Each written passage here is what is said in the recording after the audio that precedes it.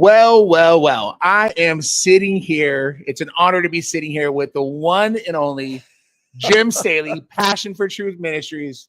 What's going on there, Mr. Jim? Man, I am so glad to be here. This is an incredible event. It's already been amazing, and it hasn't hardly even started yet. Yeah, it hasn't started. We're just kind of like this pre-launch phase. I feel like this rocket ship is about to take off from the launch pad, and we're just kind of all systems checked. We're ready to go. We got the dream team here in San Francisco. Avengers in the house. Yes, it's amazing. We're excited, and yeah, we have a lot of days ahead of us, but this is the beginning of something extremely special. And yeah, I'm just honored to be here with you, the rest of the team, being a part of what God is doing with our Christ is King project, and more importantly, the movement that's being created by this what seems silly meme coin, but we have a lot in store that people have no idea about, but it's great. We got this Trojan horse in play, and yeah, it's gonna be a fun next couple of days here in San Fran. I think, look, silly is always, and what the world says is foolish, right? God says is wisdom, but He always brings in the wisdom through what people say is foolish. I mean, when the Wright brothers started an airplane, people thought they were crazy. Yep. And now this is the primary way that people travel around the world. I think that's what we're on the precipice right now of something taking off to bring people to a different place that they've never been before. Yeah, and it's pretty wild that we're sitting here. I mean, the project's what, 3 months old, if that, May 5th, and now we're sitting here at the Base Chain official conference OnChain Summit in San Francisco. Base Chain, for those that don't know, is the actual chain for Coinbase, and they have an amazing and aligned vision of where they see the world going, and they see billions of people on chain. We see the same thing, and we believe that we're going to be the ones, and we're going to be the catalysts that actually bring ministries, nonprofits, Christians, future believers. This is not about religion. This is about how can we do good and use blockchain to be a vehicle to facilitate freedom, financial freedom, and most importantly, spiritual freedom by people knowing more about Jesus. Yeah, you know, for those that are out there in the audience that are not 100% familiar with like Base Chain and Base and all that, I just want to kind of give them an analogy. Yes, please. So the traditional banking world is like a highway, right? Yeah. So it's going in a direction, and this highway has toll booths. So the only way to get on the highway is to pay the tolls. Okay. Yep. Right now, behind the scenes, what's being created in technology and what Christ is King is really all about is building a new highway. So Coinbase has a new highway. Base is the ability for you to get on the highway with no tolls. Yep. So imagine being able to bypass the traditional secular banking system that's stealing 2.5 to 4.5% of the money, transaction fees that are going to ministries, and be able to send the same dollar with no tolls, no fees, and get your dollar to where your ministry, where your church, where your mission heart is with no fees. That's what's about to happen, and it's going to explode a new way of getting from point A to point B around the world. It's a paradigm shift, and it's not just like that's one use case. There's probably hundreds of different use cases for ministries, for nonprofits. How everything here that they're building, all the technology that's available, will be such an amazing solution to all these different things. And we're here. This is the OnChain Summit, but at the beginning of the summit, this is actually the second day of the hackathon. And people don't know, a hackathon is a bunch of builders come in and they just build an idea from scratch. They start, and it's usually a day or a couple of days, just depending on the guidelines and the timelines of the event. But this is great because there's so many cool mini apps that we're going to be building within the new Base app. We have an exclusive beta access to this app and what they're doing, and the social feed that they've built. The social feed that they built with it allows you to actually monetize content, which has been a huge thing for creators. And this new application and their social feed is just going to revolutionize the way that money is made, and just new ideas are going to come. And we're just excited to be here and building our first mini app, which is called Daily Bread, and it's feed your soul, earn some bread. Yeah. That's the tagline. Praise God. That's awesome. You know, as a ministry leader myself, one of the most exciting parts about this is seeing the evolution of the ability for ministries to get their donations from people that really want to support that particular cause of that ministry, but not have to give up all the fees in the process. If somebody wants to send $100,000 to our ministry, $4,500 are going to be taken by these secular third institutions, these third parties. Yep. So just like you were talking about one particular incredible benefit of what's happening here, this is going to be a big deal because Base has just released Base Pay, which Christ is King is going to be partnering with through the process of being able to use that to be able to help ministries get their dollars where they need to go with zero fees. Yep. And on top of that, pay them back 4.1%. There's so much exciting things that's happening for ministry, because ministry's number one problem is funding. Why would we want to give up more money to institutional people that are not even in kingdom culture? Yeah, 100%. I think we've been dreaming and spending time with the team. And one of the terms that we've coined is called church fi, which is church finance. Yeah. And there's a term that people may or may not know called DeFi, which means decentralized finance. And this is what blockchain is all about. It's about transparency. It's about having custody of your own assets, and you're not at the you don't have third parties like banks that are involved and intermediaries involved. So it eliminates the middlemen. It gives you full custody of the keys to your own kingdom, but it also allows you to leverage the financial world and be able to take that yield, like you said, the 4.1% or the 5% of holding what's USDC, which is a stable coin backed by the US dollar.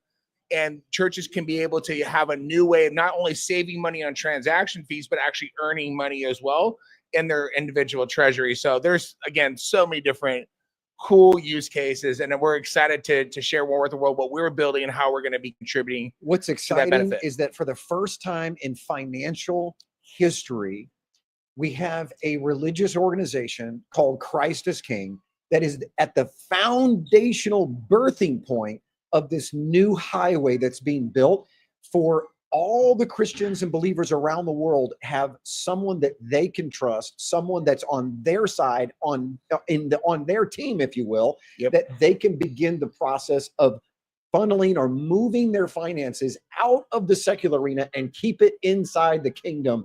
I like to say we have Silicon Valley that's created all the tech.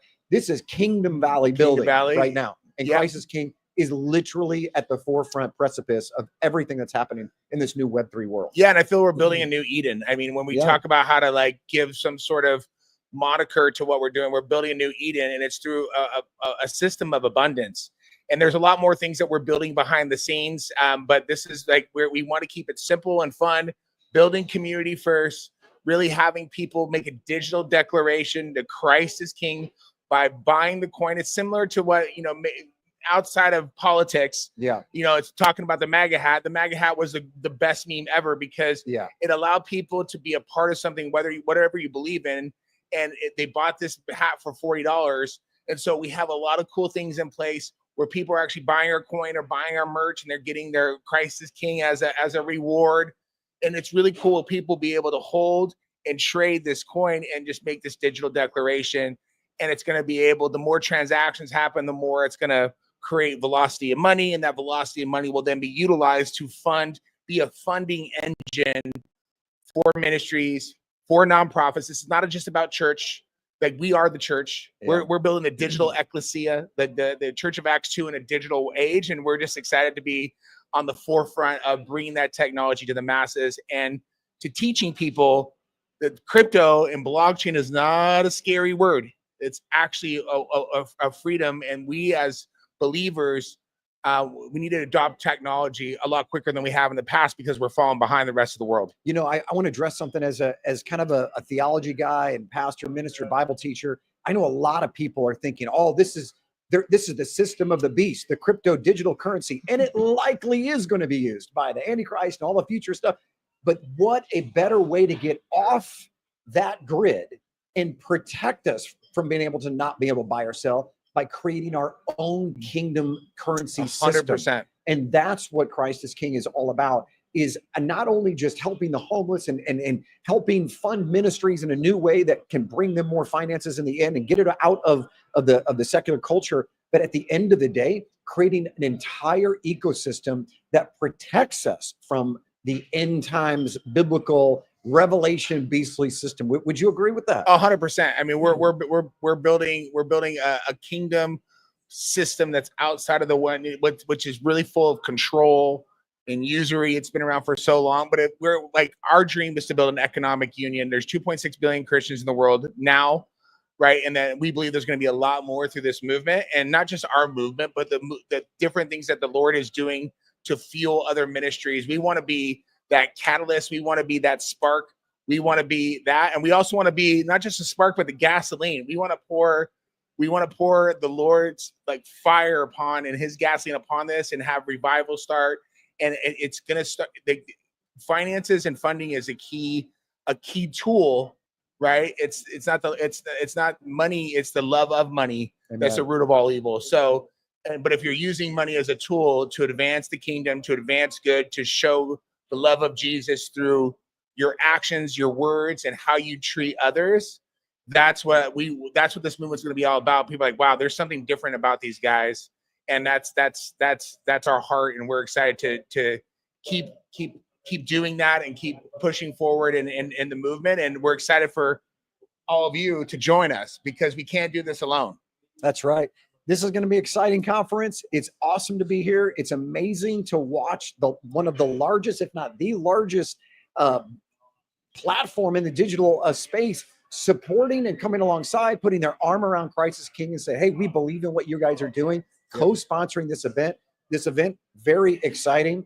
And I'm just excited to be here. I'm excited to have you here, Jim. That's awesome. So let's do this. I'm Jim Staley. And I'm Brandon Bergeson. And we're here to declare that Christ is King. That was fun. And that was fun.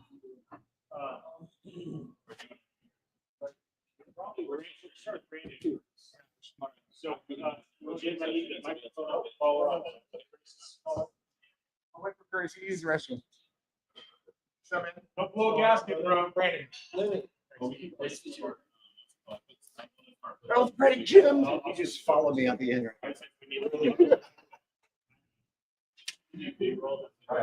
So, Brandon, okay. Switch microphones for your microphone. That one. Yeah, there you go. All right, we got 46 on live. And everyone to go to their X. Curtis and X is suspended. That's when you pray for Curtis and X. I need to go to X and recreate an engage. That's horrible. That was fun. So, do you want 50-50 between you and Curtis in here? Or do you want 80-20 with one? 50-50. What does that mean exactly? Curtis sit down with you really quick. We'll have you pop out and follow us out first. Now just keep switching you guys around. Oh, let's, if you can, think about different things that we could talk about. So, I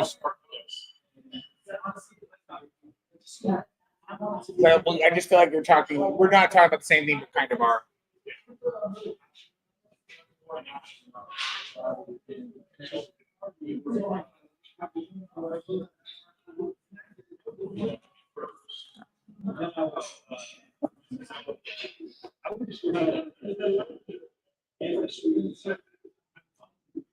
Yeah. I found it hard to I do have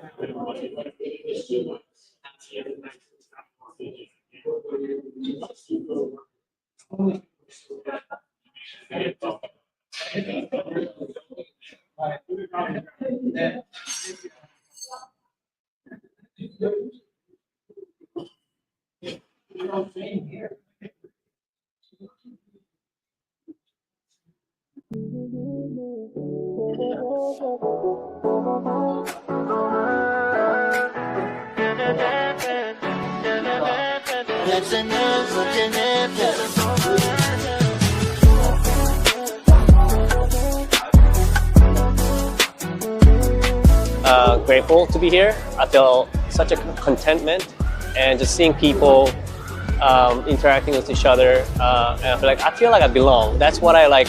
My soul is telling me, and this is like what I was born.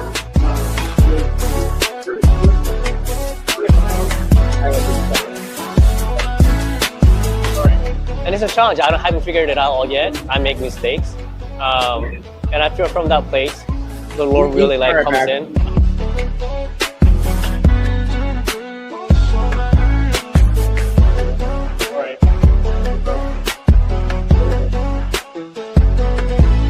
And then we're gonna find out if they believe Christ is King. Oh yeah. What do you think? I think this is brilliant. Should we do this? That's so glorious. All right, let's go. Do you believe that Christ is King? Yeah! Do you believe that Christ is King? Yeah! And I'm calling out people's destiny. Like, that's a soul thing. Like, we pray for each other, and I just really felt the presence of the Lord really like came to our prayer. And even though we didn't know each other, but we are I can't believe we're here, bro. Can you believe this is it?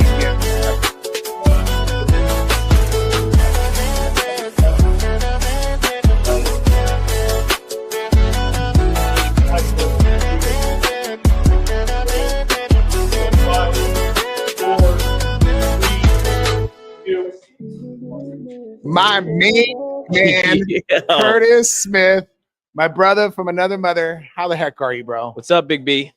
Big B in the house. What are you feeling right now? This is it feels like I'm in I don't know, like a dream. Yeah, I'm just my phrase for the last couple of days is God's wild. Wild. What's happening? That's my phrase. I you know, the things that you and I have gone through, the hyper obedience, the commitment to just see this vision come to life is wild to be a part of. It's an honor to be your partner. Come on. We have a lot of amazing partners. It's not about us, it's about what the team. We have the dream team here. That's wild. It's wild that people have come from all over the world to join the Christ is King team here. Yep. Skilled people, like in their industry, they're some of the best, whether it's film, media, engineering, storytelling, everything. It's crazy. And then somehow we're here with the Coinbase engineering team. There's product people. I was just talking to one of the product people. I have firsthand, I could just ask them a question about building, and I never thought I would have that opportunity. We started off as a silly meme coin. We knew that it wasn't a silly meme coin. It was a silly meme coin. We knew that. We fought it for a hot minute, though, at least 2 months. We're we can't be doing this. Well, because God, we knew that what other people would think if we said that we're going to lead with the meme coin, because we both know behind the scenes how much utility is actually there. What we're trying to do. What we're building in the background. Yeah. So we knew that it was more. We knew it'd be silly, but it doesn't look that silly right now as we sit here at the OnChain Summit. Seems pretty cool. I mean, we're only 3 months into it, and just the team is coming together. Like you said, we have so many people that are here. We're building a mini app on the new base app, and what they're doing, it's extraordinary. And what a privilege, and what a great. I'm so grateful to be here, to be a part of what the movement of base, being aligned with what their mission is to bring billion people on chain. We actually are crazy enough to believe that we can help facilitate 100%. that billion people. We're gonna say, hey guys, we're gonna start with 1 million as our first goal, but we all know what the real goal is. Yeah, we know what that goal is. And here's the thing about base that I love, and I said this yesterday. Chintan, who's the lead engineer for base, he said base is for everybody. Yep. And so typically things like this aren't always included in secular ecosystems, but base is for everybody, and they're super inclusive here. They're obviously welcoming. I mean, we're co-sponsoring a base Coinbase event alongside OnChain Summit, and it's been wild. This is it is a dream come true. I just want to mark this as a time in history, not just for base, but for what we're doing for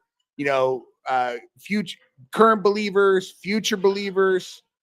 This is going to be this marking moment that there's going to be this kind of moment in time where things fundamentally shift. It's going to be a 100%. starting point for freedom, for sovereignty, for transparency to come through the financial system. And we believe that, through 60,000 denominations of Christianity, the way we can all unite under one thing, which is Jesus Christ, making a declaration of Christ as King, but also uniting the people through an economic union to create an economy within our ecosystem to then help have the financial resources to help those that are actually in need. And that's our bigger mission behind what seems like a silly picture. Yeah. But I now kind of am so glad we went down the route of the silly picture, the meme coin, because it's fun, it's consumable, it's non-threatening, right? It's crazy. I was at the Bitcoin conference, and I think I told you this in the team. I had 20 to 30 people a day coming up to me and give me a compliment on my hoodie, which is they like this thing. I don't know if the camera could zoom in on this, but this is fun. This is fun. I don't care who you are. If you don't think this is fun, you need to find the Lord. That's literally. God's fun. That's all. It is. God, they say a third of the kingdom's joy. That's what we're bringing. We're bringing joy and love. And no, it's been great. I think, we're on the precipice of that change like you were talking about. You happen, though, Brandon, to be building some of the things that are now being released almost for free within Coinbase. Yeah. That's wild. That's you wild. Already were doing the things that they're just starting to do now. Yeah, no, it's pretty wild. It's like, okay, cool, but it's that little wink from the Lord, like you were on the right track, and we're not going to be using those things. Yep. But now we get a chance to build applications that are going to affect culture and to bring other things instead of trying to build the infrastructure, which Base has already done. Now we can actually reinvent the wheel. Right. I think sometimes people are like, oh, I need to have my own thing. Base has done it. Base is amazing. Coinbase has weathered the storm to be a trusted, well-respected company, like a brand that is a household name. Yeah. They have figured out a seamless layer 2 that makes transactions at this point, what they're talking about, transactions free.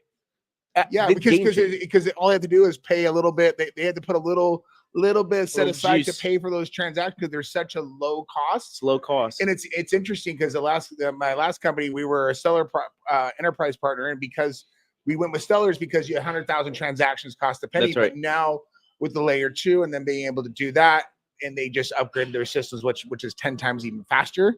So I think their claim is that they're the fastest and the cheapest now. Yeah, and that's wild. So now that whole dream of banking the unbanked and sending money cross border, sending microtransactions, because at $5 we can send $5 to this a group in South America, Venezuela, some of these countries that need help. We can send money directly without the need from a third party, and we can send $5. We can do it from our phone in a couple of clicks. That just changes the game. Everything. People don't really recognize that, especially with USAID and sort of these NGOs kind of collapsing around us. For the good or the bad of it, it just is what it is right now. Yep. Obviously, there were some bad actors in the NGO nonprofit space, but regardless, I think there's been a lot of just red tape and salaries and bureaucracy that has made it so that when I send my dollar to somebody in need, they really only get 20 cents. Depending on the organization, but Red Cross, we right? No bueno. No bueno. Maybe 10 cents? Maybe 10 cents. That's crazy. But it's like people want to fight for that system to stay alive. And I'm like, I would rather send $1 to somebody, it go right to them and they get $1. 100%. Well, Joe Rogan just exposed, I forgot who they exposed, but they were saying 2.5% actually goes to the charity. That's disgusting. It's disgusting. Let's be honest. It's not right. And so the fact that the argument for not doing this now, it's all gone. So the argument used to be, well, it's expensive to send crypto. Fair. It's slow. It's confusing. Now, Bitcoin was. Ethereum. All of it was. Ethereum, I never even got why people would use. I'm like, you're telling me you're going to send me an NFT, but I have to pay $100 to get the $20 NFT? I'm good. Save it. Save your NFT. Good try. Good try. But now all the arguments have disappeared. It's so easy now that you can literally just text crypto to somebody in another country. They can receive it. It opens up a wallet for them. And now you're off to the races. And so it's just an honor that we get to be here developing in an ecosystem that is Coinbase and Base app. They're doing things to change the world. They're that infrastructure that's allowing our big ideas and our big dreams to come to life and come to Yeah, fruition. because we don't have to build billions of gotta do dollars it worth of infrastructure. And what comes down to the three teams, or the three T's: technology, team, and timing. You know, the technology's there, right? The technology's there, right? We have the team, Strong. we have the dream team, 100%, and the timing is now. So we're here. Perfect timing. And you know, first market movers are important with any new product, any app. And so we're excited to be here. Excited to be here with you, brother. Come on. This is amazing. Just to be able to do this with family. Come on. And all the rest of the Christ is King team and everyone else that support us. All of our, just shout out to all of our intercessors, all the people that prayed. We love you guys. Love you guys. They're like, you know, we know there's a war going on, and we feel very loved and covered. And I feel like pinch me, I'm in a dream. Thank you to everybody that has supported us so far, our friends and family. We love you guys. Yes, we deeply love you guys. And thanks for being in our corner. Brandon, I love you, bro. Love you too. Hey, remember, Christ is King. Christ is King, baby.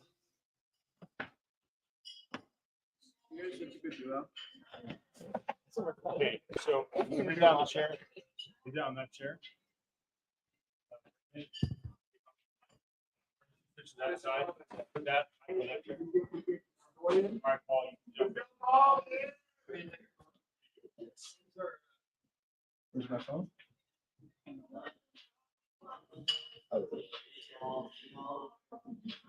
Thank you, sir. Can somebody go on X and see if they suspended my account?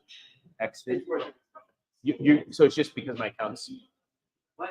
They just suspended my account yesterday. Yeah, I don't know. I peeled it. They said it was inauthentic activity. X. That's sick. Can you airdrop that to me? You know, here, let's tap it. I think it'll. Very good. How's that? It didn't send. It's okay. Oh wait, it is.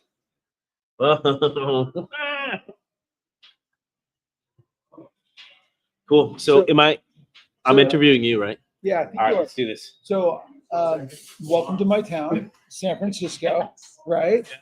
And to our some of the complexities of the city and the challenges we've been facing. Yep.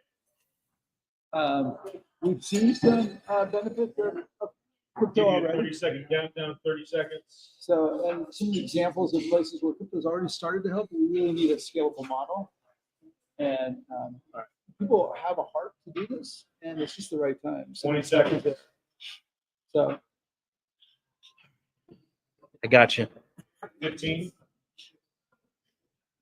So I think making it about San Francisco. Yep. You have a The background city. here. This is Paul's home. 6 seconds. 5, 4, 3, 2. Well, I get the honor to be sitting with Paul Peisner. honor. Wow. What a surprise. I'm sitting here with you guys and sitting in a place that's pretty amazing that you've pulled this together, that you guys are part of a hackathon, you're part of an event, and you're right in the middle of the conversation in a city that really needs this. So, well, let's talk about that. San Francisco, it's an amazing city. I used to live here. In fact, I used to run the streets in San Francisco before the Lord. I was one of the people you'd see in Tenderloin. And so my life has been changed by the tender love of God. So I understand San Francisco. I understand some of the pains of San Francisco, and I do have a heart for San Francisco, but I haven't met too many people, Paul, that have a heart for San Francisco like you do. Would you maybe go into a little bit of that? Like, where's your passion for San Francisco come from? No, I think so. My passion is really for Northern California, and specifically in San Francisco. It has seen tremendous change. I'm born and raised in this area, so I've watched the city kind of change a little bit, and it's been kind of heartbreaking in the last 4 or 5 years as it degrades. But I've been super encouraged. A couple of years ago, I had the honor and the privilege to start to pull out people from the community that are doing some amazing things, highlight those, and some of the folks from the crypto community have been very supportive. They want to see good changes. They want to fund and help some of that activity. And I've been a catalyst for getting them connected to people that are doing some amazing things. So it's all been kind of trial and error and a lot of early beginnings. But really what you guys bring is a more focused, holistic approach. Mhm. And I'm very excited about what you guys are doing with Coinbase, with Base itself, Yep. and your ability to bring to market really fast some solutions that would be really incredible. So it starts off as a meme coin, right? Yeah. In the crypto space, Yep. getting people familiar with that, just kind of like gathering the community together. Simple, but then, it's easy. absolutely. Yeah. But the long range plan to be a part of the communities and give people a way to be generous and to be compassionate and to get involved in whatever way they want to get away. I think you guys really represent a way to do that that I don't think anybody else has really kind of approached. I appreciate that. Yeah, it's interesting because you and I both have had, and you currently have, and I'd like to touch that a little bit, experience with some significant like blockchain companies, right? I worked with Cello and Trust Token here, and you've had the opportunity to work with Graph. You've worked with their DAO and different things like that. I guess before even diving into like, I'd love to talk about Crisis King and maybe some of the things that we can noodle on about how we can impact this city. Would you explain a little bit of your background with Graph and all of that so people have a good perspective of? Sure. So the founders of the Graph opened up a facility called the House of Web3 out in the Presidio. And on Wednesdays, first Wednesday of every month, we gather together with people who are doing amazing things in the community. And the Graph wants to tell that story and capture some of that information, put it on the web. And eventually it will be kind of a way to find resources and to give help and to be part of it. But it's a knowledge graph, and it's a piece of the puzzle. But the reality is, and we've been able to use it to kind of launch some DAOs in the area. We took on addressing some of the homeless issues, addressing some of the addiction issues, a mentoring program, some of the other things. And they're all really good initial efforts. And the experimentation in that stage, really, we learned a lot. We learned what communities can come together and how we can cross traditional lines that have historically separated groups. Would I be able to, for example, with the Graph, it's kind of like a social data layer. Would I be able to, for example, in San Francisco specifically, take like, okay, we have YWAM, we have shelters for the unhoused, Salvation Army, Army, churches. Would I be able to kind of use data to actually monitor their social impact or anything like that, so that maybe something like Crisis King, I'd be able to know who to best partner with? Is that a use case? Right, exactly. So what the Graph wants to do is it wants to put entities, and we want faith-based entities to be present there. And we want to be able to have transparency of activity data. We don't want their operational data. We don't necessarily need to know what's going on, but they need to run their organizations. But some of the things they're doing has a really positive impact to the city and to the community. And we need to let the community know what's effective and what's really working. And the Graph really represents a way to get everybody visibility. And what you guys represent is the ability to encourage that activity, to be generous, to get involved, and for us to kind of bring that down a layer to distribute resources to individuals and allow individuals to generate value and currency for themselves in a crypto way that they can quickly transfer over to a currency that they can use in the grocery store. Get it to dollars in a matter of clicks, right? Bingo. So I had the opportunity, the honor to come in on a Wednesday in the House of Web3 over in the Presidio. I love San Francisco, and the on Wednesdays Paul hosted and another lady. Yeah, Nicole and Michelle, both have been oh involved. my gosh, just amazing people. When you show up there, if you've never been to the Presidio, it's one of the most. It's right next to the Disney museum, I believe. It's the most beautiful, one of the most beautiful places in San Francisco. And you walk in, and it is. I've been in a lot of offices. The House of Web3 is one of the most beautiful offices in San Francisco, hands down. And when you walk into that ecosystem though on Wednesdays, it's different than what you think. It's not just tech people. It's like people from San Francisco. It's people that have a heart for the city that are sharing ideas that aren't necessarily tech ideas. Sometimes it's just like just feeding the homeless. Like it's simple as that. But what you're doing is you're creating like almost like to me, it's like a brainstorming session, a mind mapping, and you're pulling things, and then you're allowing people like us, Crisis King, people with technology to grab some of those ideas and be like, okay, we can figure out a solution to implement this. We could work with Coinbase and Base Pay and Crisis King token, and you have a problem, and now we have a solution. And that's what I feel like you're trying to. Yeah, and it's been amazing because those little efforts around the city have been making a difference within those neighborhoods, and they have incredible data that shows that we are making a difference. We have to kind of increase the velocity to be able to keep pace with the incoming outside guests or people that are suddenly finding themselves homeless. They need resources. And one of the things that we're doing is identifying who in the community is being the most effective, like at the most cost efficient way. And then is there a way that we could amplify their activity and efforts? And for us today, it's really tough, right? They do a gala once a year. The city funds some of the efforts, but the reality is most of the community is unaware of the good that they're doing and have no graceful way to give to that effort, right? And what you guys represent is that last mile where they can see it, they understand what's going on, they're all in with it, and we don't want them to wait for, petitioning for a grant. They want to say, you do behavior, we reward behavior, right? And nobody's doing that today. We did experiment with that. Yep. Where you did something and at the end of it, crypto was transferred to you. That's right. Right. And we experimented. It was a huge success. It got people involved that have historically not had the chance to get involved in the city, and they got their hands dirty. They jumped into the Tenderloin. They walked with YWAM in the street. At the end, we thanked them with crypto, and that crypto, they're like, I don't need this. And they immediately transferred it to the group that led it. So it amplified. So we were thanking the folks that led us with a gift, but everybody that participated took their gift and donated it forward. And we watched that whole transfer effort where the people that were formerly out on the streets were leading tours and assisting us with getting involved in the community. And they were the benefactors, which is super cool. That's super cool. Because it's like, we're not funding the bureaucracy of finding those people. We go out there, we fall in love with it, and we're like, I want to give to that. That's amazing. And so how to do that efficiently and at scale. So more recently, gotten involved with a larger organization, which is the Convoy of Hope. And I don't think you guys know how large. So Convoy for Hope's wild because my wife, Regina, she's from Arkansas, like right on that border of Missouri. Yeah. And so there's this, I was bringing you up like a year ago to her, and I was like, yeah, there's this Convoy for Hope thing. She goes, Convoy for Hope? Because she remembers as a child, Convoy for Hope coming into the cities around her because she was in the Assemblies of God, and they'd pull up with trucks and just pour out toys and food and clothes. And we're not talking small amounts. I mean pallets of things. And they do that internationally. Is that right? That's right. So around the world, we feed more than 650,000 kids, 3 meals a day, 5 days a week. We get them into schools. 650,000. Right. And our goal by end of decade is 1 million kids a day. Right. And one of the ways we're going to do that is actually taking some of the donated raw food products and being able to manufacture right on our site in Springfield, Missouri. But most people don't know that Convoy of Hope was actually born right here in Northern California, about 25 miles from right where we're in San Francisco.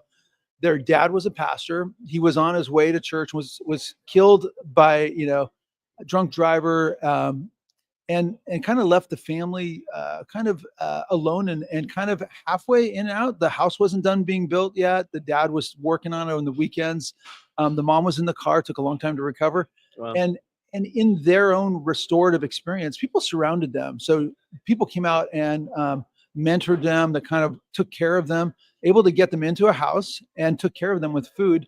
And as they grew up, they just extended that to other people. And I remember just being part of that early stages where that, it was just a spontaneous, there was a need, we go fix it. And like these one-off, right, and it wasn't intended to never get big. Thinking that you're going to feed. No. Yeah. So we had a vision saying maybe this could someday scale, but slowly each one of the members of the family, they would slowly quit their job and this would become their full-time job. And then it got to the point where it's like, this is what we need to do around the world, right? And became this global movement. And it grew from Northern California out to Missouri, and it's just scaled. Our responses to hurricanes and the East Coast seasons of disasters that are out there, they're first responders. They jump in. War zone, it's everything. Yeah, you're there. I even saw an event. I think it was last year at was it the Raiders Stadium? It was and it was for maybe veterans. Yeah. I'm not sure, and their children. So there are events all over. Tears to my eyes. Yeah, so we do events like that, and with fires down in the LA. Yep. We've over 100 semis of food that have been delivered down there in relief. 100 semis. Yeah, we bring it in as close as we can get to these disasters, like the Dream Center. We work with our partners for distribution. Yep. So they've been the distribution point, and FEMA identifies where the greatest need is, where the distribution points are for food. Wow. But we get the food into the area, and then the volunteers get that out to the people in need, right? So I want to ask you this one last question. It'll kind of maybe tie everything together. And it's more of I don't even know if you might have a solution.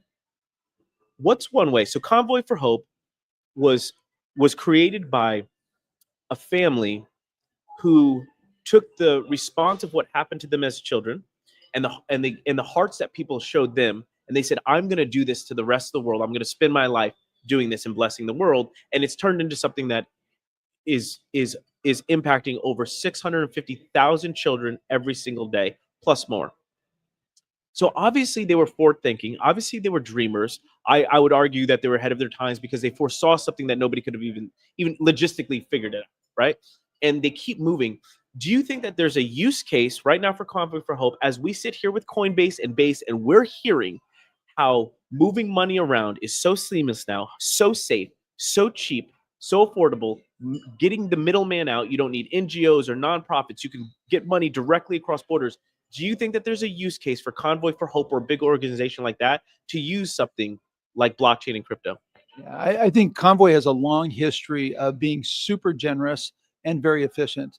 We have an audit that goes in through our whole program that says every dollar that comes in, 91 cents goes right out to the field, to the people in need. So that's huge. And that's there's really some organizations that Joe Rogan just brought up. I don't know if you know this. I don't know what the organization was. It wasn't Red Cross. Well, Red Cross. Yeah, we don't want to get into. Right. Let's not get into the nitty-gritty. It was 2.5%. Yes, and we've gone the other way. So we saw some of the challenges of working with organizations like USAID, and we chose not to participate. All of our funding, I think less than 10% of 1% ever comes from any government agency. Wow. Everything is individual gifts, and organizations like churches and other groups that individually donate to Convoy. We don't get any of the money from the large organizations. Wow. So when you talk about crypto, you're talking about not only the ability to generate new currency that you can give, but the fact that we can transfer that to the places that need it the most. We know they have needs. Sometimes it takes us a little bit to get food there. And before we can get the food there, we can get funds there in a real-time way to the people who need it so they can buy the expensive food that gets them through the week until we can get the food there that relieves at scale out there. So there's a tremendous use cases for both. I want to donate to an event. I can watch that transaction, go to that event, and I can know that what it actually purchased. Because of blockchain. Yeah. Right. Because the blockchain allows for the individual to designate it out there and to track it. And mark it and say, this can only go for this. Right. So it allows people to be moved by an event and to say, I want to donate to the event. We'll say, fine, donate through the blockchain process and get there. So the use case is it encourages people to trust large organizations again, the way that, they lost trust in big organizations, to know that the thing they care about, that resource or that funding can go there. And if allowed, you can actually identify the individual who's receiving it so that they can go. That's huge. You can all the way down to a local caretaker ministry individual who's doing the work, but just needs a little assistance. You can publish the need. Someone can respond to it, and they can know that, hey, all they need was $20. Instant real time. Yeah, someone from Arkansas, someone from Oregon was able to respond quickly to that, and the need goes away. It's not a dependency problem. It's just an emergency, quick response out there. Plus, if you really are struggling and you have more time and talent than you do money, you're able to donate to help organizations, and you can create smart contracts on the blockchain, right? That say you meet all this criteria. When you're done, the organization validates that you did some work for them. You can find a sponsor that says, I got money for that. It's sitting in a bucket that I can just transfer it over to you. So you take away the need for someone to know about it. They just said, no, if this gets done, I want to help that effort. So you go do it, you post it, it gets validated, the money's just transferred over and allows you to go do more of that, right? Well, I'm excited that Convoy for Hope has a brain like yours that dreams and thinks ahead, that San Francisco and the city has somebody like you that has a heart. Is there anything that you want to share? One last word, either to the city of San Francisco or just... Well, I want to thank you guys and Coinbase. We're a great organization. They're the default organization around the world for wallets to do all this stuff. The ability that you can gracefully bring people into this conversation simply by transferring tokens to individuals who don't have a wallet, which has historically been the one thing that keeps people out of the crypto conversation. Suddenly that wall is down, and now they're participating in it because someone generously shared with them. And now they have something, maybe they don't need it, and they can transfer it over to someone else. Right. We create this ecosystem of folks that are networked together, and we share a faith, we share a concern for the poor, and we're able to do something with it. And you guys are breaking down that barrier for doing it. Coinbase and Base Technology is bringing it to market fast. You guys have that vision to say, hey, let's first gather together. And then you're allowing for people to dream about, like, what could we really do once we have this all together? Who could we help? What part of the world? What part of the community? And how can we break down divisions and denominational barriers that have kept us away from working together? So I love your vision. I love the fact that you're right here in San Francisco. I love the fact that you're helping us globally dream bigger about how we can help more people. So thank you for doing that. You're awesome, Paul. Thank you. All right. Thanks, guys. Oh, yeah. One more thing. Christ is King. That's right. That was awesome. Awesome. So They hear? you can sit down in the chair. So you need to run call on the left. So Curtis, do you want to do it with Weston or you want Brandon? You guys been talking? You guys, you want to chat it up? Let's go. Chat it up, baby. Why don't you switch seats again? So is he interviewing me? There's no anybody. We're just chat. And yes, great. It is. I gotta show you something. You saw that one. Drinking in Jesus, man. Oh, that's hilarious. And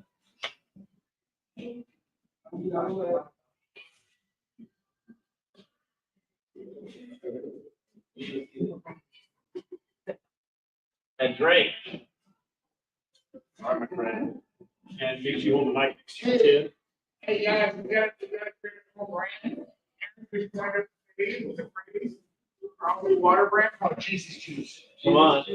Need that juice. Okay, 45 seconds for live. Does he know any?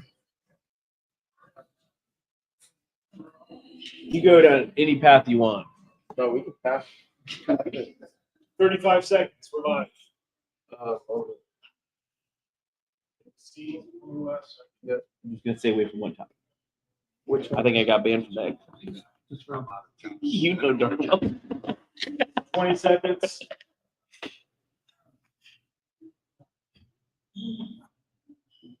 I love it. 12. I'll give you guys a countdown 5 to 2.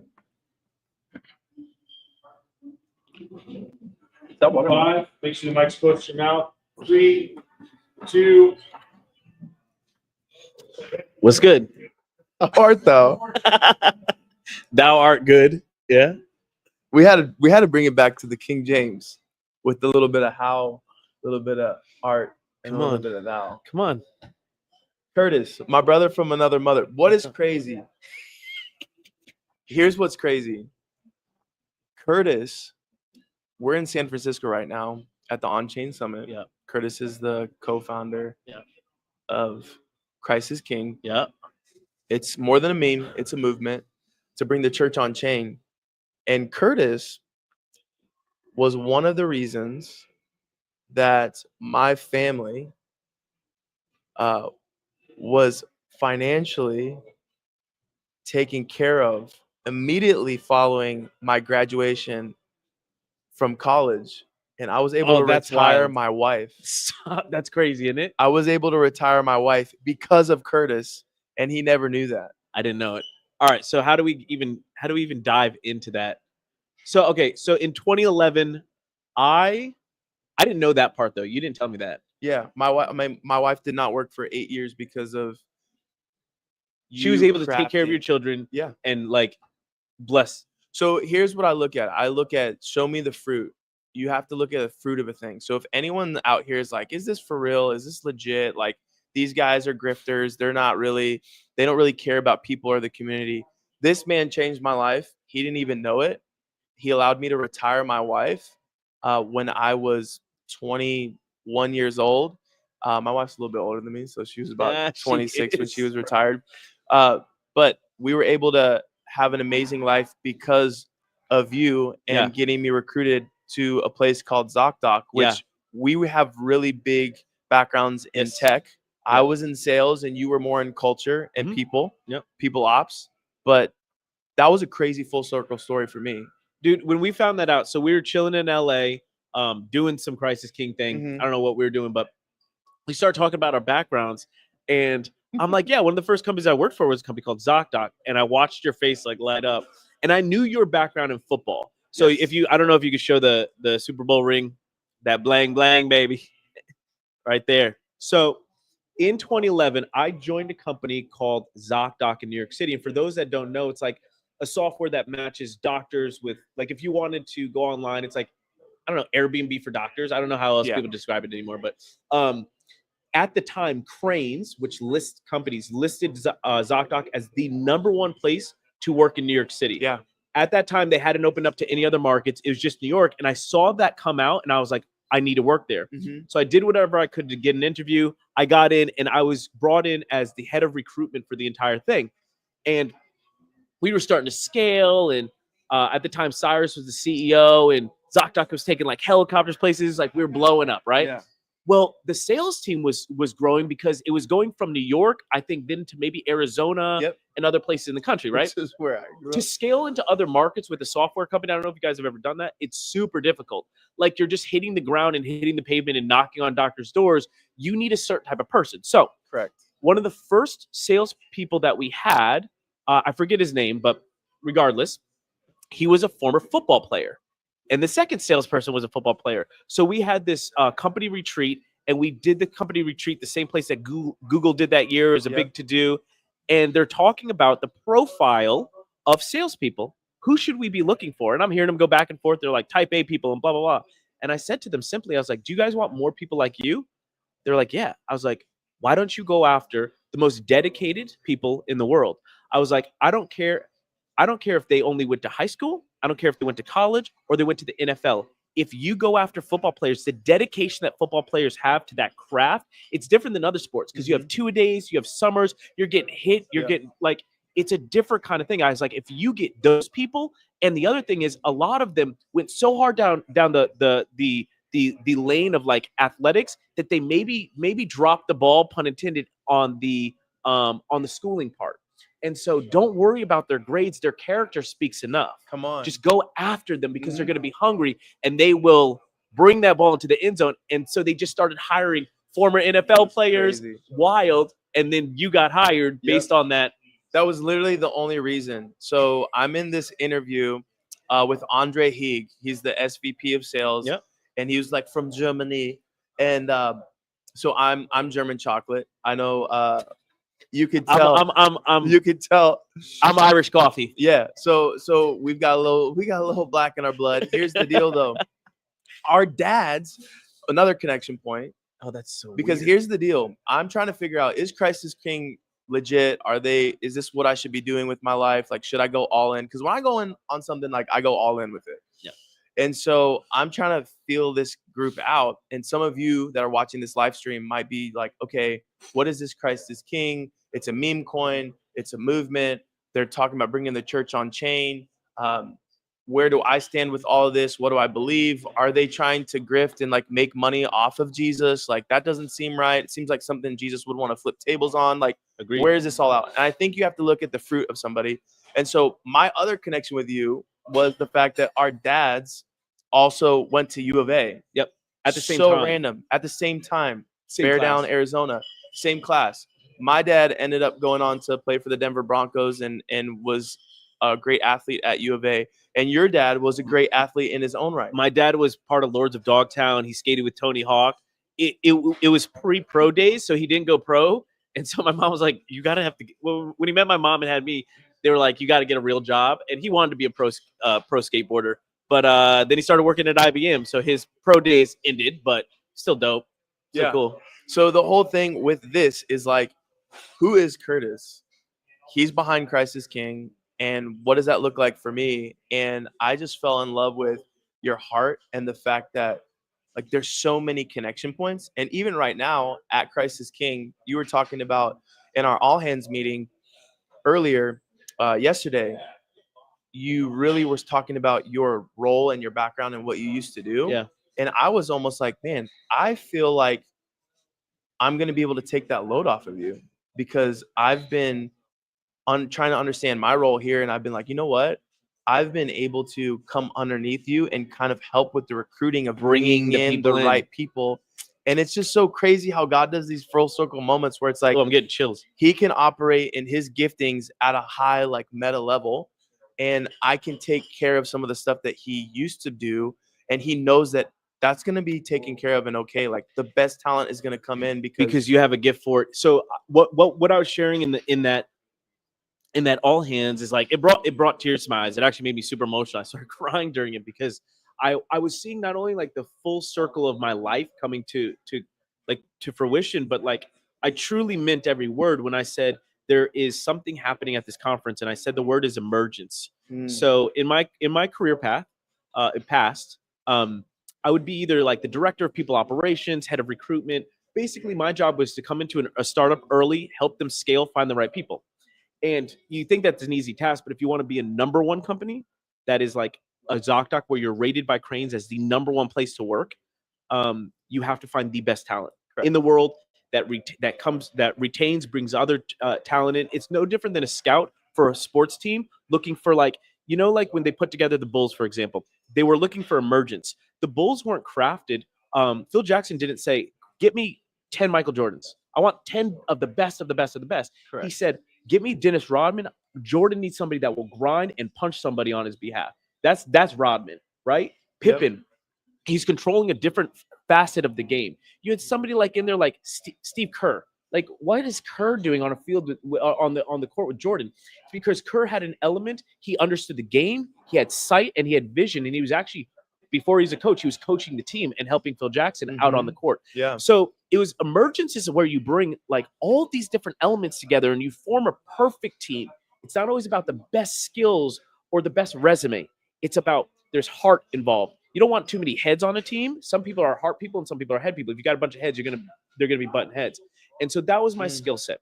Is I would bring teams together and create what's called emergence, where the sums of the part are greater than the whole.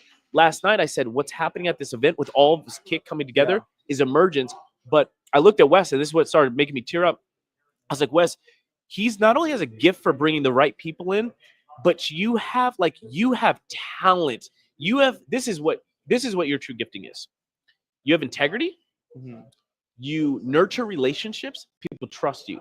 So when you're pulling in your back pocket, and I'm like, Wes, do you have somebody like Albert and Annie that are here that are doing media? Yeah. Do you have somebody that's like a good cameraman? You go, oh, I don't have a good cameraman. I have the best. And now I'm starting to learn when Wes says he has the best. Some people say that. I'm like, nah, bro, it's the best. It's the best. But then why did they say yes to you?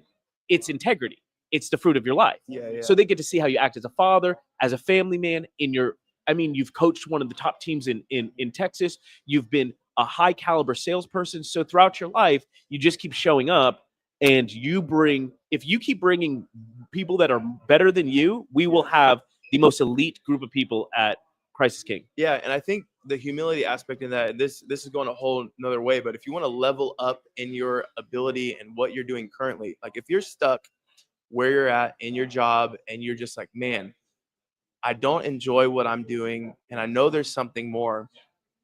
Number one, we're hiring at Crisis King. But honestly, what I would say, like my journey and how it's looked, it's been messy, but I've always done things the right way. Correct. With integrity. That's and right. There's never been a bridge that has been burned. It's always a lesson learned to get to another side. And it hasn't always looked great. Like I look back at my DoorDash days being here in San Francisco. The last time I was in San Francisco was with Tony Zhu and Andy Fang at DoorDash. I never drove for them. I was on the corporate end, bringing on merchants and doing acquisitions for restaurants in their early phases. And that was after ZocDoc. Oh, so wow. After ZocDoc, I worked for DoorDash and helped them scale. And when I was here in San Francisco, Salesforce.com, like the whole CRM boom was going on and all these different things were happening. And a lot of people were making money in tech sales. And I wanted to do things the right way.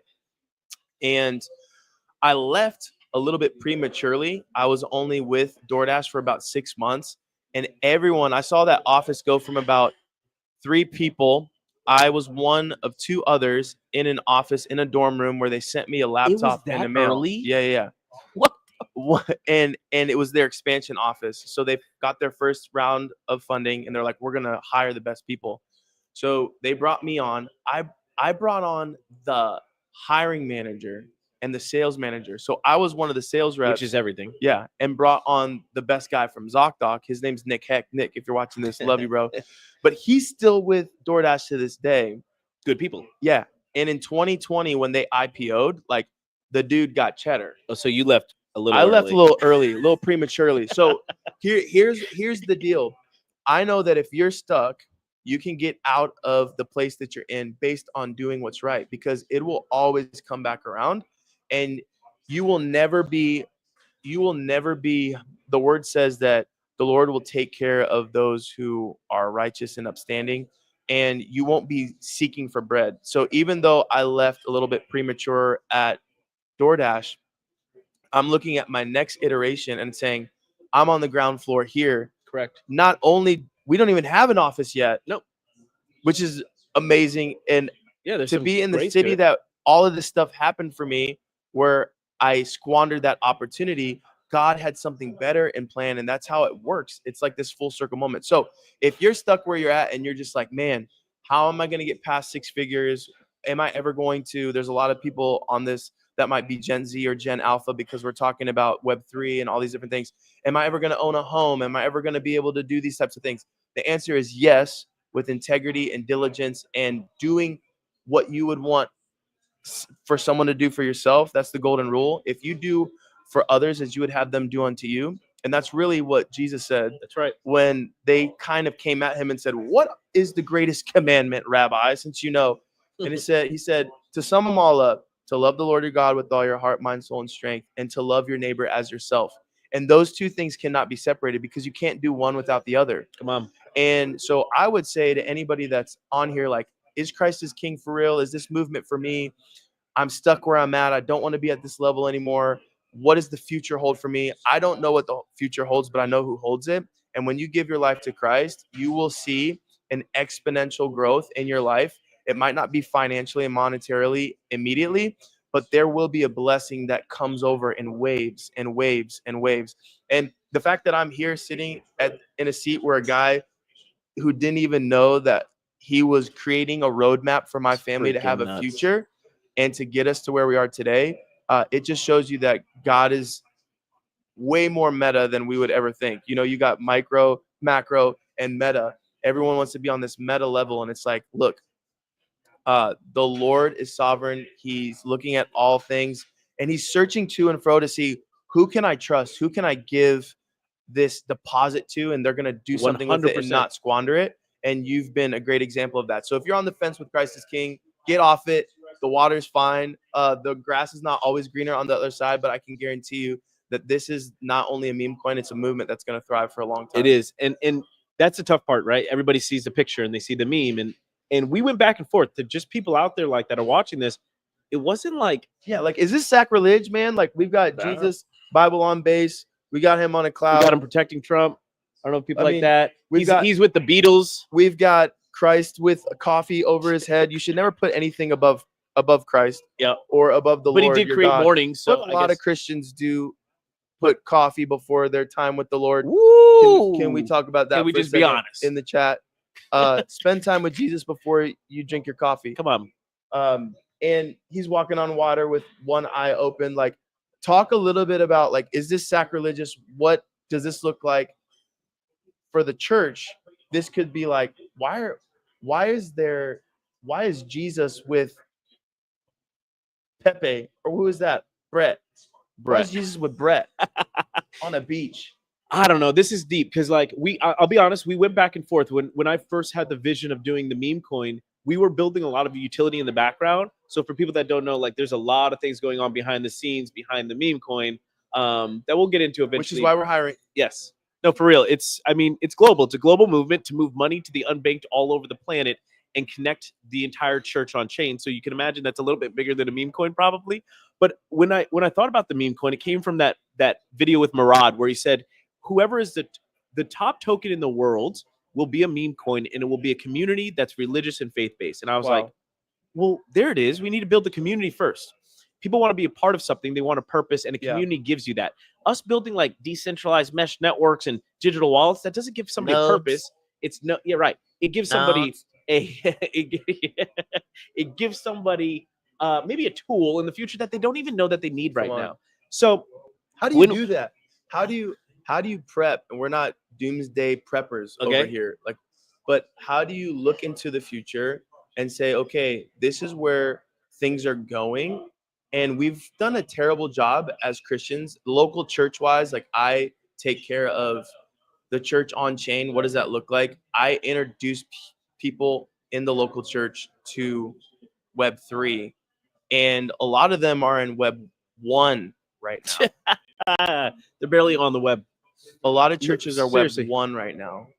Certain churches have gone, because of COVID, it pushed them into Web2, and they started streaming. They started doing things that got themselves out of the four walls of the church, which was uncomfortable, but I think it did what it was supposed.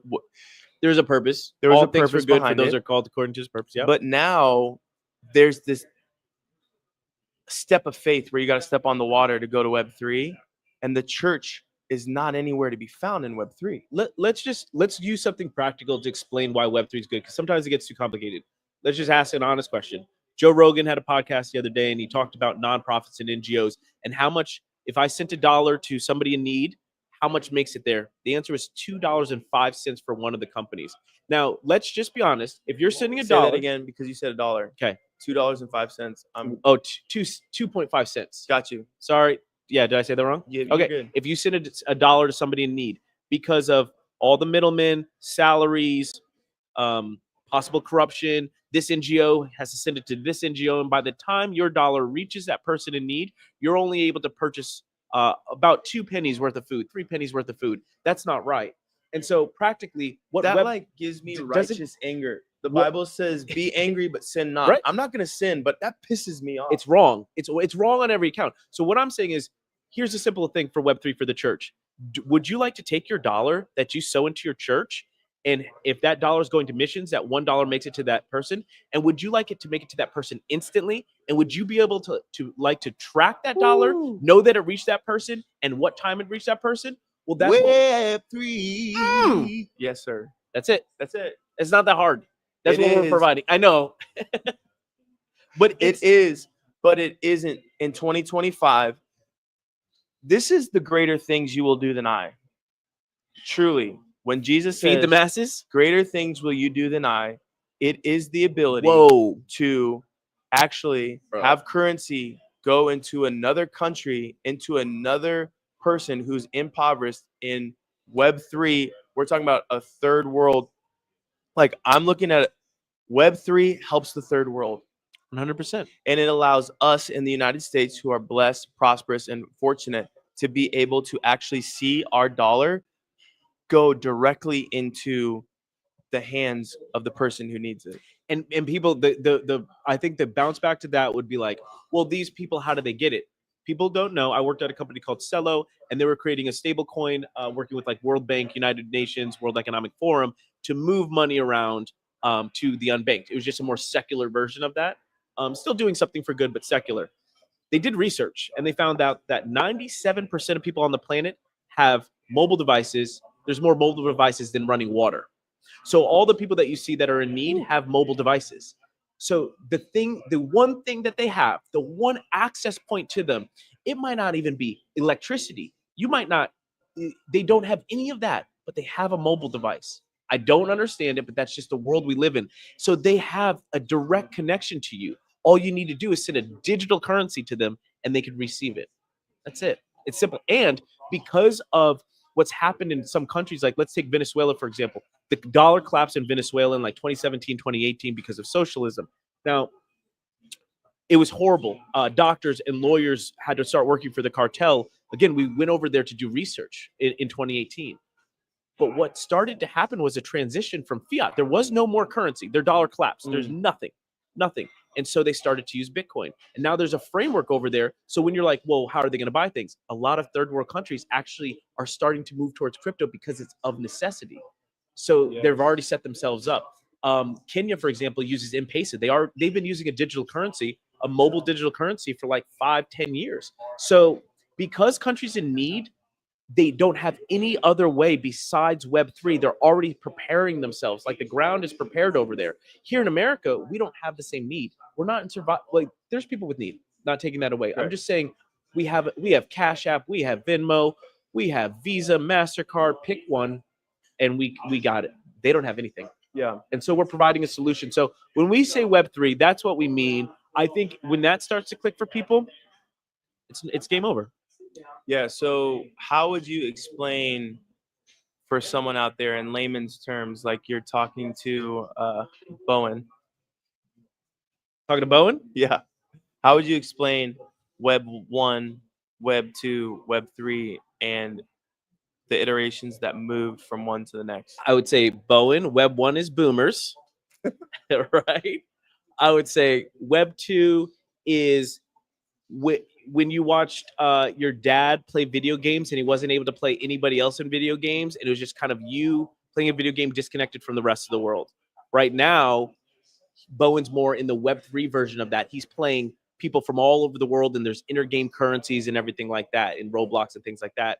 So Web3 finance is like the Roblox of the financial and digital world.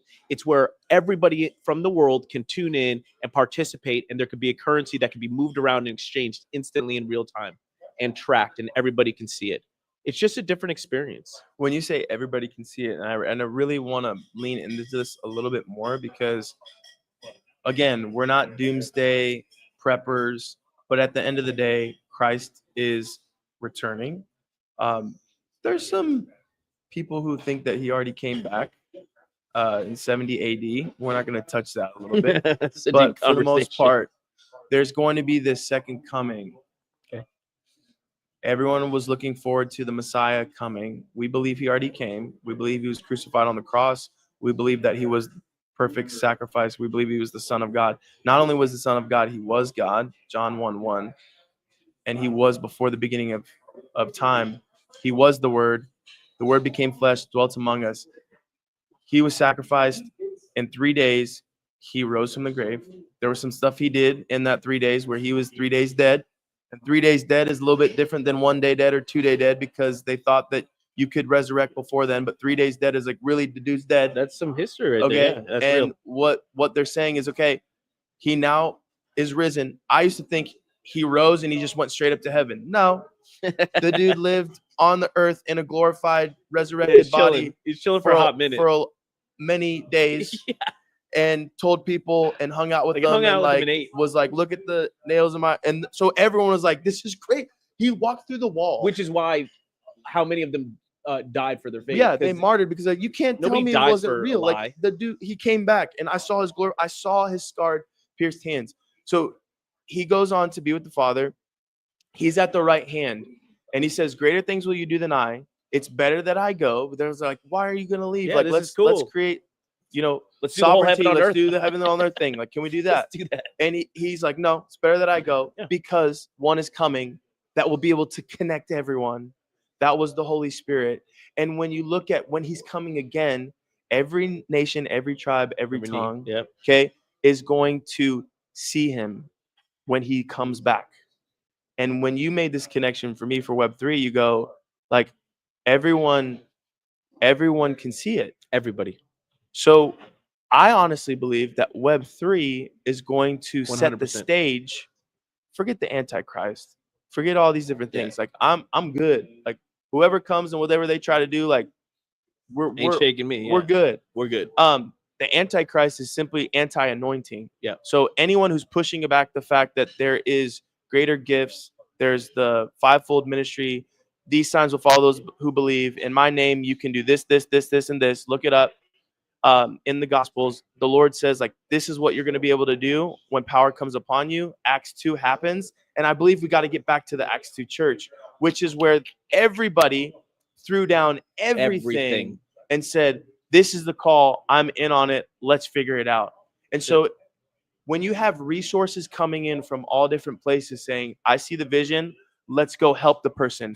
Instead of being a missionary and going out and saying, hey, the money's going to get to that place in Africa. We're going to dig wells and all this stuff. Like, I don't know if that's actually happening. You have no idea. I'm giving to a good cause. But Web3 helps me see it. And you if I can see it, we can see his return. everything. You can see everything. And here's the thing you're touching on, and this is a big one. We don't have to go into the whole thing, but like, I don't think people have realized a system of abundance. Smaller communities can create systems of abundance because they can circulate their money within their own community. Christians have done a really poor job at that. And that's why they're constantly going out for more needs. So like, let's say I have a thing and I dig wells in Africa. Every year I have to go back to this, typically the same donors, and say, hey, can I have another $10,000 to dig a well? It's a broken system. What we're trying to do when we say bring the church on chain, if we had the church, meaning the body, not all the buildings are included, right? XYZ church and where people have fellowship, but ministries and homes and individuals and believers from all over the world, all on one chain with a common currency, using wallets. And just imagine, like they did in Acts 2, just imagine that I push in $10,000 and that person puts in $10, and the woman that has 2 pennies, all she pushes in 2 pennies, and that's all she has. The scripture talks about how important that is. What if everybody that just had a little bit pushed into a system of abundance? What you could do, there's 2.6 billion Christians, what you could do with the trillions of dollars that would be put into that system, the amount of overflow for that would completely change the world. Amen. That's what we're saying. When we're saying this is bigger than that, that's what we mean by the church on chain. Yeah. It's possible. We just haven't moved there. But I think we have the technology to do it. I think we have the passion, the team, and more importantly, I believe this with everything in my heart.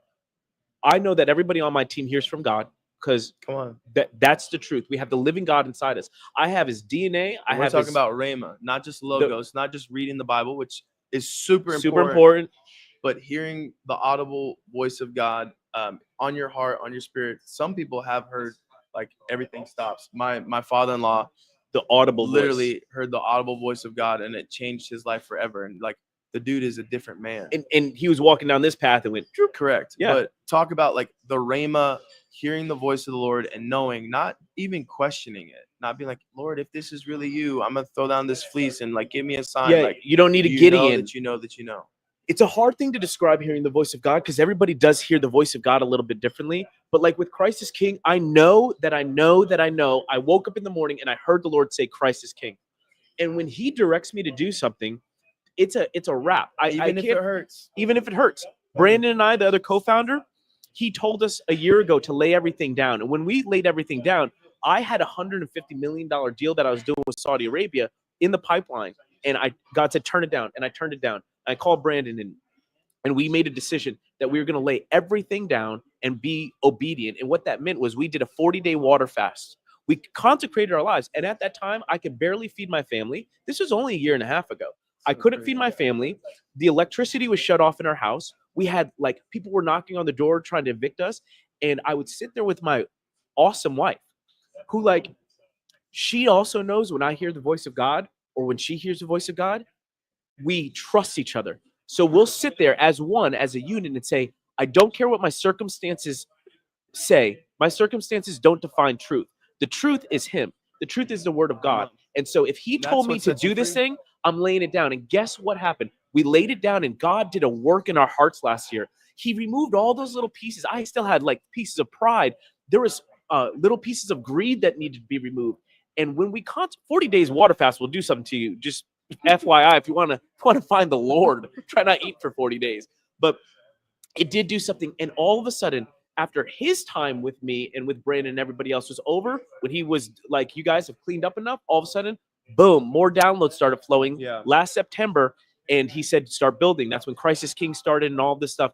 When you hear the voice of God, it doesn't mean that the path is always perfect or clear from a human's perspective. But the end game, the meta game will happen. He will work things out for those that are called according to his purpose and love him. I've been called because I answered it. You've been called because you answered it. I love him and you love him. So the end game of what we're doing is good because he said so. So how we get there, that path is undetermined. Sometimes we have life lessons. So for anybody out there that's like going through something or struggling, but God's on your side and you love the Lord, just stay with him. You have this Holy Spirit inside of you. It's leading you and it's guiding you. Listen to the soft whispers. Don't believe people when they tell you you can't hear God. The reason he came back and used us as living stones and as temples is because he chose us, human vessels to dwell inside of. If that doesn't blow your mind, there's no longer a need for a physical temple. There's no longer need for that. We have the perfect high priest in heaven. The perfect sacrifice has been done. The atonement has been cleared. And now we get to be those living vessels that God dwells in. And we are representatives of Christ on this earth. So when I walk into a room, people should experience Christ. When people squeeze Wes, all that should come out of Wes is Holy Spirit. I've seen it. And so that's that's our purpose. I think we have heard from God. And so how this will go, who knows? But I do know it's going to be good. Come on, it's gonna be good, and that's what God said. It was good. It was good. Here's the thing that I want you to touch on a little bit, because we talk about bringing the church on chain. There's some people who have been hurt by the local church, and I don't want to dive too much into church hurt, but I do want you to kind of get the infantry and cavalry and all the different things, like rile the troops up and just be like, look, I know this might look a little different. It might look sacrilegious. It might feel like all you want to do right now as a Christian or someone who's disconnected from the body of Christ. I say it all the time. If you're not in the local church, that's what God is building. It's what he's doing. Until Jesus comes back, that's the way he's going to do it. But how can the church do a better job of utilizing technology? There's a lot of people who are like, technology's of the devil. Well, as they say it from their iPhone. Listen, as they say from my iPhone. The angels that were in heaven, there was a third of the angels that fell with Lucifer himself. They were cast down to earth. That's why there's certain principalities and rulers and different feelings that you get when you're in different cities. Even in San Francisco, there's a different vibe. I lived in Las Vegas for a long time. I still have property there, and it's been good to our family, but there's a principality there that is just like very weighty. And what I will say is, imagine if Jesus was in heaven and God's like, it's your time. You're going to go down and put on a flesh suit now. And he just goes, no, the devil's there. It's too much. The fallen angels are there. Not that even it's too much. It's just like, that's his thing. I'm here in heaven. Like, I don't want to go there. So when I talk about cryptocurrency, a lot of Christians, magic internet money, I don't want anything to do with that. Social media, the enemy, the devil. If you're watching this, you're obviously not in that camp because this is on social media. But what would you say to people who are looking at this thing and saying, you know what? Cryptocurrency is of the devil. Web3 is of the devil. AI is of the devil. I don't want anything to do with it. Like, are you just going to be like living an Amish life? Like, what? I'll tell them this. What do you need to tell the people? I'd say be careful. Depart from me, I never knew you. The Pharisees crowded around the living God and called him the devil. Beelzebul. Said he was of demons. Beelzebub, yeah. I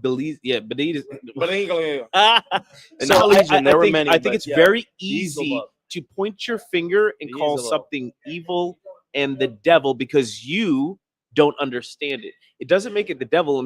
It just means that you don't have an understanding of something. And instead, I think people need to walk in a spirit of humility.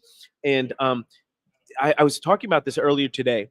We talk about the Holy Spirit. Most people don't know the first person in the Bible that was filled with the Holy Spirit. They think it's in the New Testament. It was actually in Exodus. His name was Beelzebul.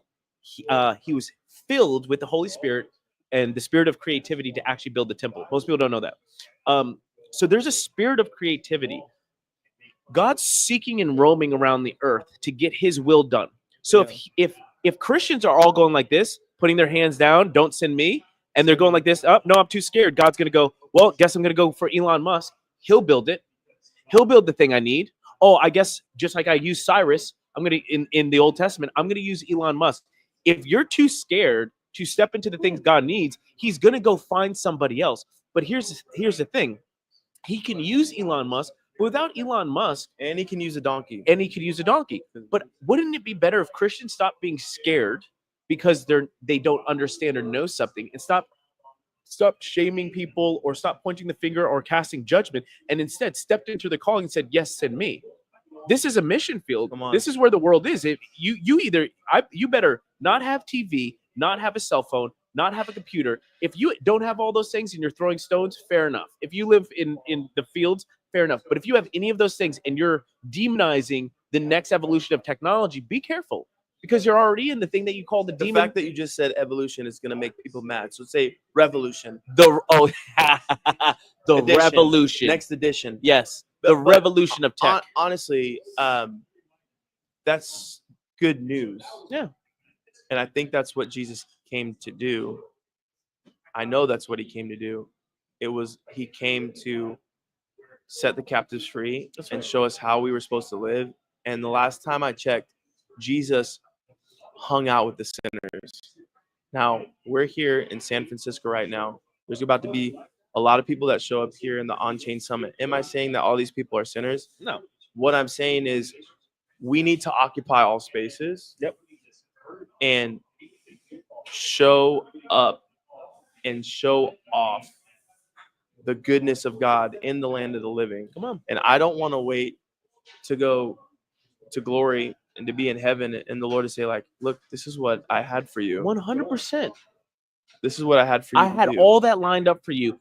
I was giving you that one opportunity to be able to do those greater things that I spoke about. I gave you the opportunity to build a system that could reach all of the unbanked on planet Earth with a click of a button, and you turned it down. Why'd you do that?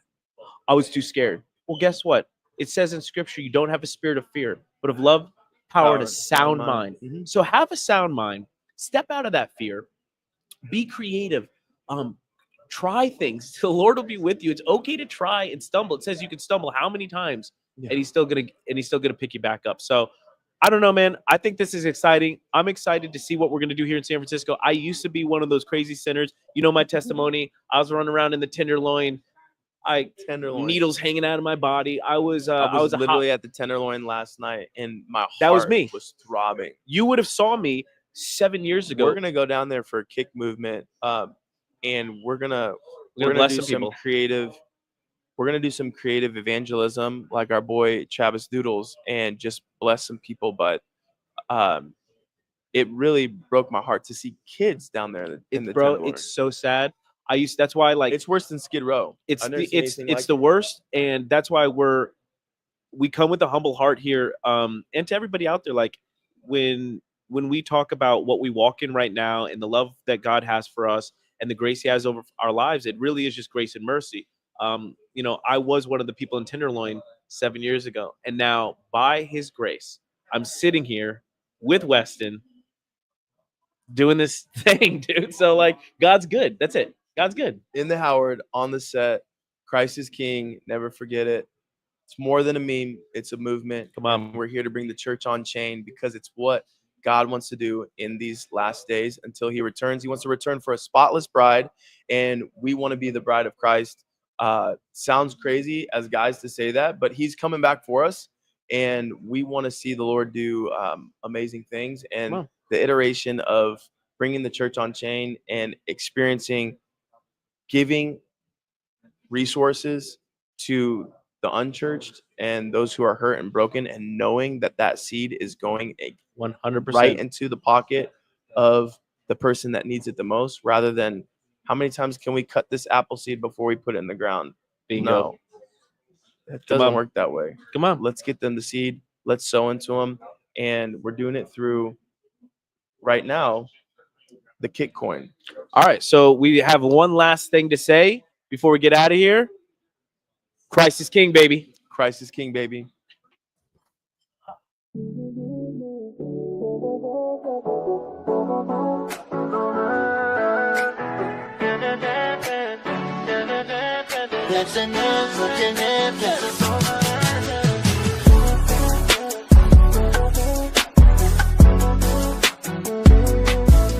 Grateful to be here. I feel such a contentment, and just seeing people interacting with each other, and I feel like I belong. That's what my soul was telling me, and this is like what I was born.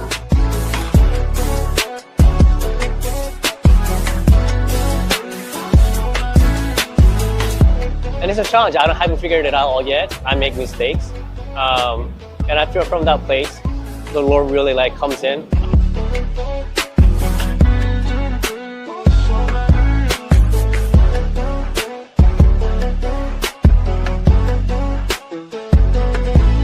And then we're gonna find out if they believe Christ is king. Oh yeah. What do you think?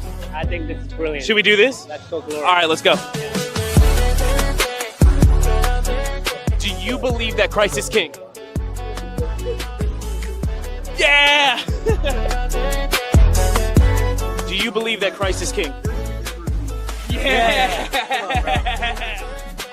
And I'm calling out people's destiny. Like, that's a soul thing. Like we pray for each other, and I just really felt the presence of the Lord just really like came to our prayer. And even though we didn't know each other, but we are brothers in Christ.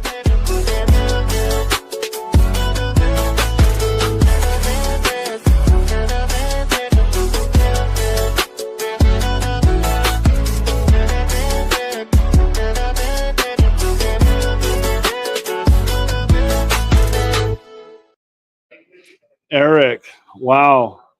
Here we are, OnChain Summit. We made it. This is rocking. So just getting to know you. But what are you excited about? Christ is King, man. Look Man, at, we Christ got is our King. own. I'm excited about our own branded. I'm gonna say I'm drink. excited about the art. Honestly, art, the community, culture. When I first got into Web3, God gave me this idea of this art and community called Kingdom Warriors, and it was like these spiritual forces. Like think about how you see yourself in the spiritual world. It was like that, like how you see your spirit man. I was like, how do we bring that through art? And Are you an artist too? In my head, I am. So now with ChatGPT and AI, I prompt it and I now create it. So that this actually image was kind of I got it from a meme, but I helped kind of bring this to life. So this is like a part of it is a little bit like I feel like it's my baby because it's a brainchild from heaven, and I was like, and we brought it to life through artists and stuff. So, but before in 2021, we brought this collection. It was the largest Christian NFT collection, and that's where I met Curtis. And now Curtis and we're all building this thing again, saying, look, this is Christ is King. We're building it again. The art, the community, the culture. You know, I'm an artist. An oil Tell me painter. about your art. Yeah, I picked up oil painting primarily when I was living in Portugal back in the day when I was playing basketball there. So I had free Portugal, cool. time, and I'd always wanted to become, a painter. I was always artistic and drew and stuff. Mhm. So I picked up painting, was self-taught, and and then things kind of lined up. I was like, I had a little career going there. This is You would sell your art in 30 Portugal and everything, or I was, one of the players on my team, his father had an art dealership, wow. and he would sell original art. So he, obviously I'm one of his friend, his son's friends, teammates. Mhm. So, an American, so he kind of mentored me and encouraged me. And I was painting and selling them. And I wish I hadn't sold them. Yeah. What What was your favorite piece you drew back then? What? What was your favorite piece you drew back then? And if you can illustrate it for our audience over here. My style was a bit of a combination of Van Gogh meets Picasso. Okay. And let's see, one of my favorite pieces was I did a series of this guy in Portugal. We would call him Don Miguel. He was from the south of Portugal. And, he was a worker. So like a typical Portuguese. And Portugal is interesting because in 1976, the Communist Party came together to overthrow the dictator. Wow. So the communists are viewed, and they ushered in free elections. So the communists are viewed very differently in Portugal. They're like the liberators. They're the freedom people. They're not the big bad, enemy of, like Russia, the way we see them here in America. And he was a worker from the South. So we would tease him. And I was in Porto at the time. We would tease him and call him Don Miguel because Don's like a title. And so I did a series of pictures with him in just a typical Portuguese man. It was really cool. Wow. Those were interesting. Yeah. So talk about, you've been all over the world. You've lived in Portugal, the NBA. My first dream was actually to go to the NBA. My first, as a cheerleader?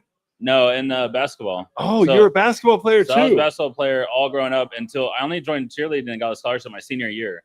So my senior Seriously? year, I got into cheerleading. But Were you playing in basketball up till then? yeah, so I played it up until then, until my end of my junior year, and then I was like, I got recruited to kind of join because they were like, you can get a scholarship quick because I can do a backflip. I was one of the guys who already knew how to do a backflip, and I was just strong. So they're like, you can get a scholarship. And you thought it'd be and I knew because I knew very I hard to get a scholarship in basketball. Well, I knew it would be because I was on in Dallas. How tall are you? In Dallas, I'm 6 foot, but in Dallas Fort Worth, we had the best basketball players in the world, and so like these guys were 6'6", dunking on people. They were like the Michael Jordans and 5A big Texas basketball schools. Even though I was good and I made the team, I'm like, I'm getting no playing time. I'm not gonna go to the NBA. I'm not gonna get a college scholarship. So, and my dad was very frugal. He came from South Africa, Johannesburg. Very frugal man.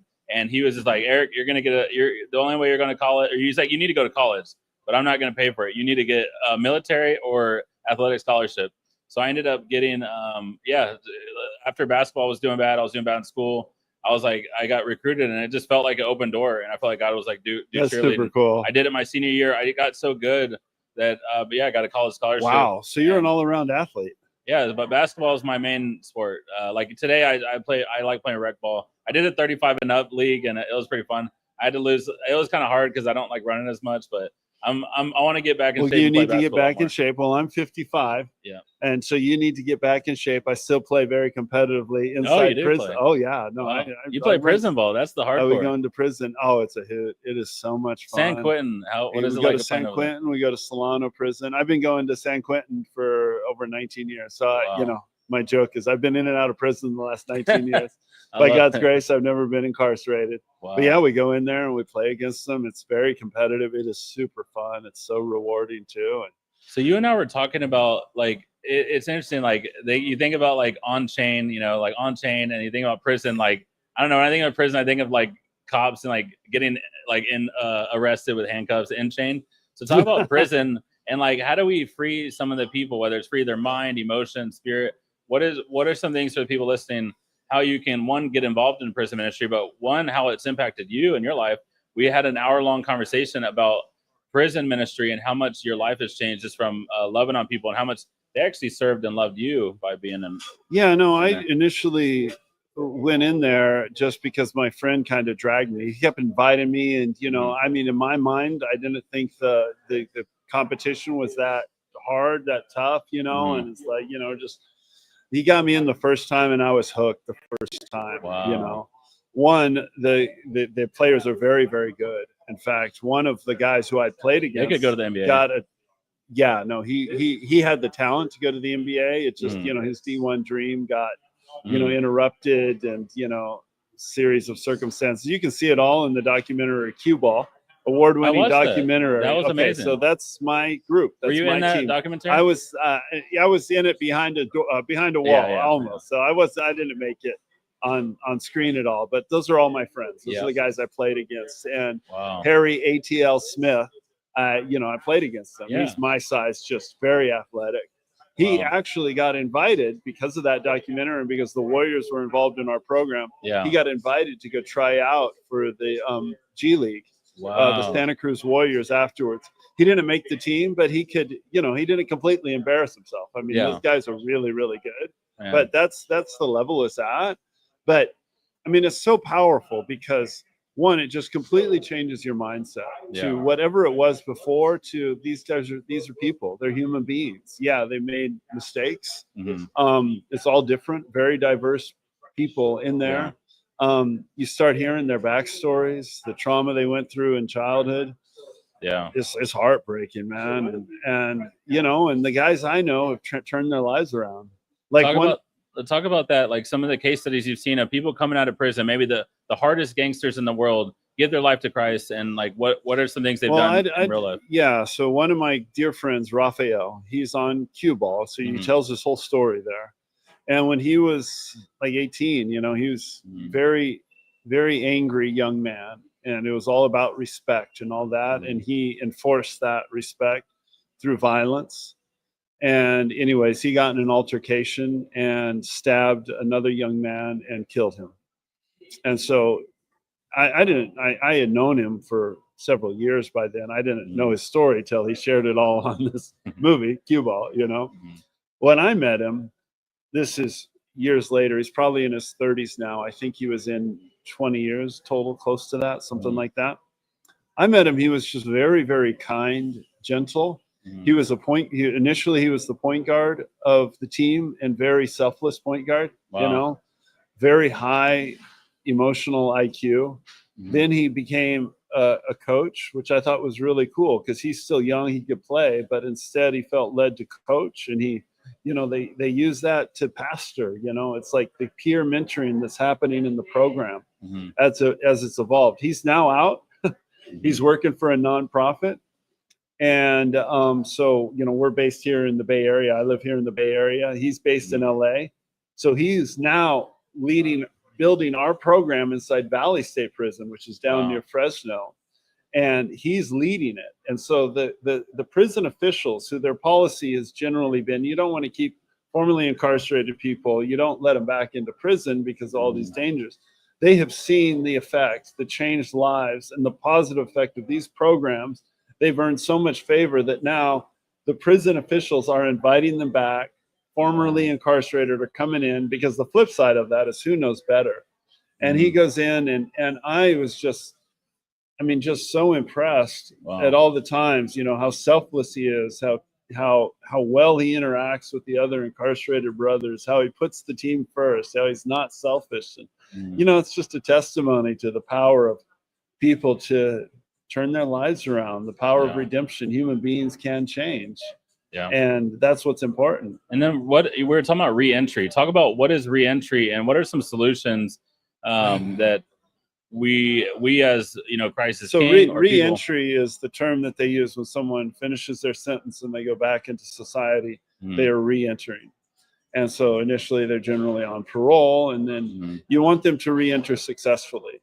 So this isn't unique to America, but America, California, we are not very good at this. So people who get into the system, when they get out, there's different figures, but I think within 6 years, 80 to 85% of them are back in the prison system again.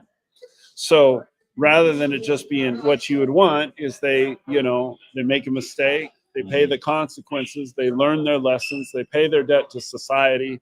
We have a just debt, you know, however long that is, however much time they do the time, but then they're rehabilitated. Their mindset changes, and then when they get back into society, their lives are changed. But that's not happening. So that's a huge problem. Now, we've never done a formal study on this yet, but we know we've been doing this. I've been involved 19 years. The program's been going on maybe 28. It began in the late 90s. And hundreds of incarcerated individuals who've been part of our program have gotten out. And we can count on one hand the guys that aren't doing really well. So they're re-entering successfully. And guys like Raphael are kind of like the norm, you know, they're giving back to society. And they're re-entering. And so what is it that we see in the program? There's science coming out about this too. I mean, we're just doing it because we love basketball, and there's a chance to give back and connect. You know, we're faith guys. You know, this is a way of loving Christ. You know, we love Christ by going loving the people that He loves. But what we see is now, one, they're learning that sports, physical activity, is super good for your brain. It can help you be healed of trauma, and even more so, team sports, because of the camaraderie that's built. So like you and I can be talking, we can say whatever we like. As soon as we start playing basketball, now the adrenaline's flowing. like, hey bro, like the ref I'm gonna calls post you up. Call, you know, I accidentally hit you with an elbow, you know. What's inside isn't hidden anymore, and your character is revealed, right? You know that. So you have to build character when someone fouls you. Character, and you have to build it under a very high pressure situation. So like what we see the young guys, the basketball team, everyone wants to play basketball. Yeah. This is now because the Warriors are involved. You know, the Warriors sponsor this program. Now it's known. Everybody wants to be part of this program. I mean, guys, now we're expanding into other prisons, but they would transfer to San Quentin intentionally to play basketball. They want to be on the team. They might be really good. They might be talented. But like in the testimony of one guy, he came in, it was all about him. So the coach sat him on the bench. Didn't matter how good he is. If he's not making the team better, if he's got an attitude, and he had to learn team. He had to learn that it's not about him, that it's something bigger. And you just see them transform in front of your eyes as you're playing basketball. And it's beautiful. I mean, what we all say, it's the power of community. It's the power of breaking down walls, building bridges, empathy. You know, like one of the incarcerated brothers said, he's just grateful for us coming in. And he said, this touched me, he says, I used to say that all white people suck. Can't say that anymore because you guys are white. You're super cool. You don't suck, you know? Yeah. And it's like breaking down these stereotypes, breaking down these mindsets, the power of community. Really, to me, the formula for successful reentry is a job skill so that you can employ yourself and you're stable, you don't have to look, and a healthy community.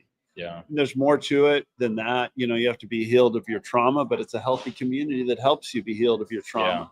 You have to go from antisocial, self-centered behavior to empathy and building the community. But if those two factors are there, job training, job skill, so you can really make a living and you have hope and a healthy community, if those two things are in place, then we see that it goes from like an 80% fail rate of people getting back into the system to 5%. You know, it totally turns the numbers around.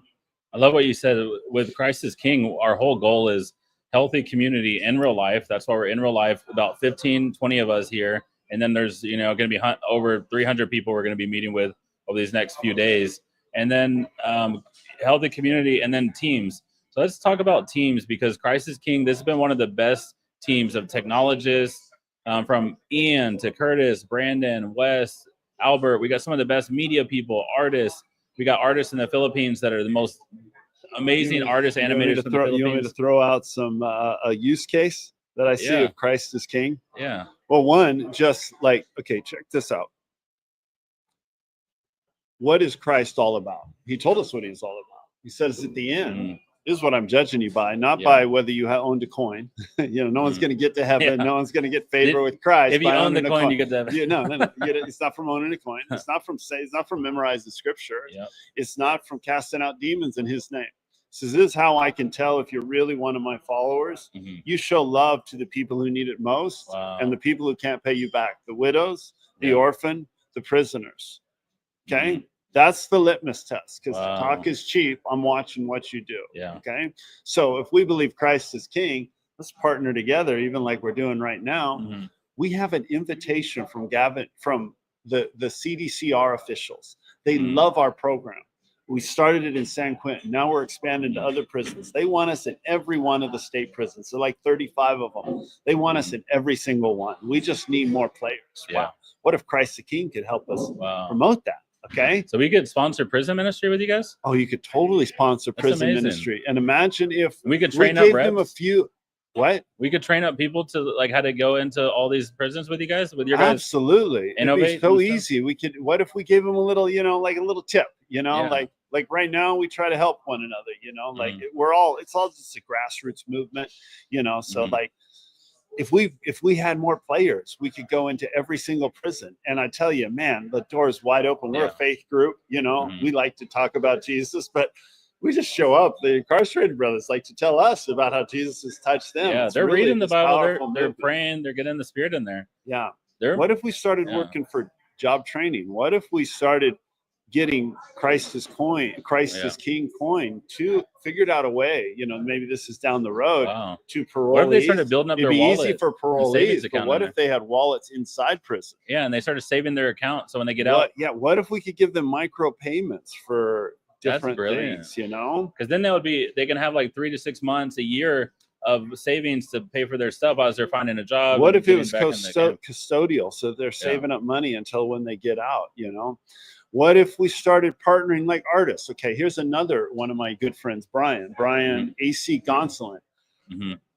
He was in prison for nearly 30 years. He's out now. He's actually on the advisory board of my nonprofit, Innovate, okay, a formerly incarcerated guy, okay?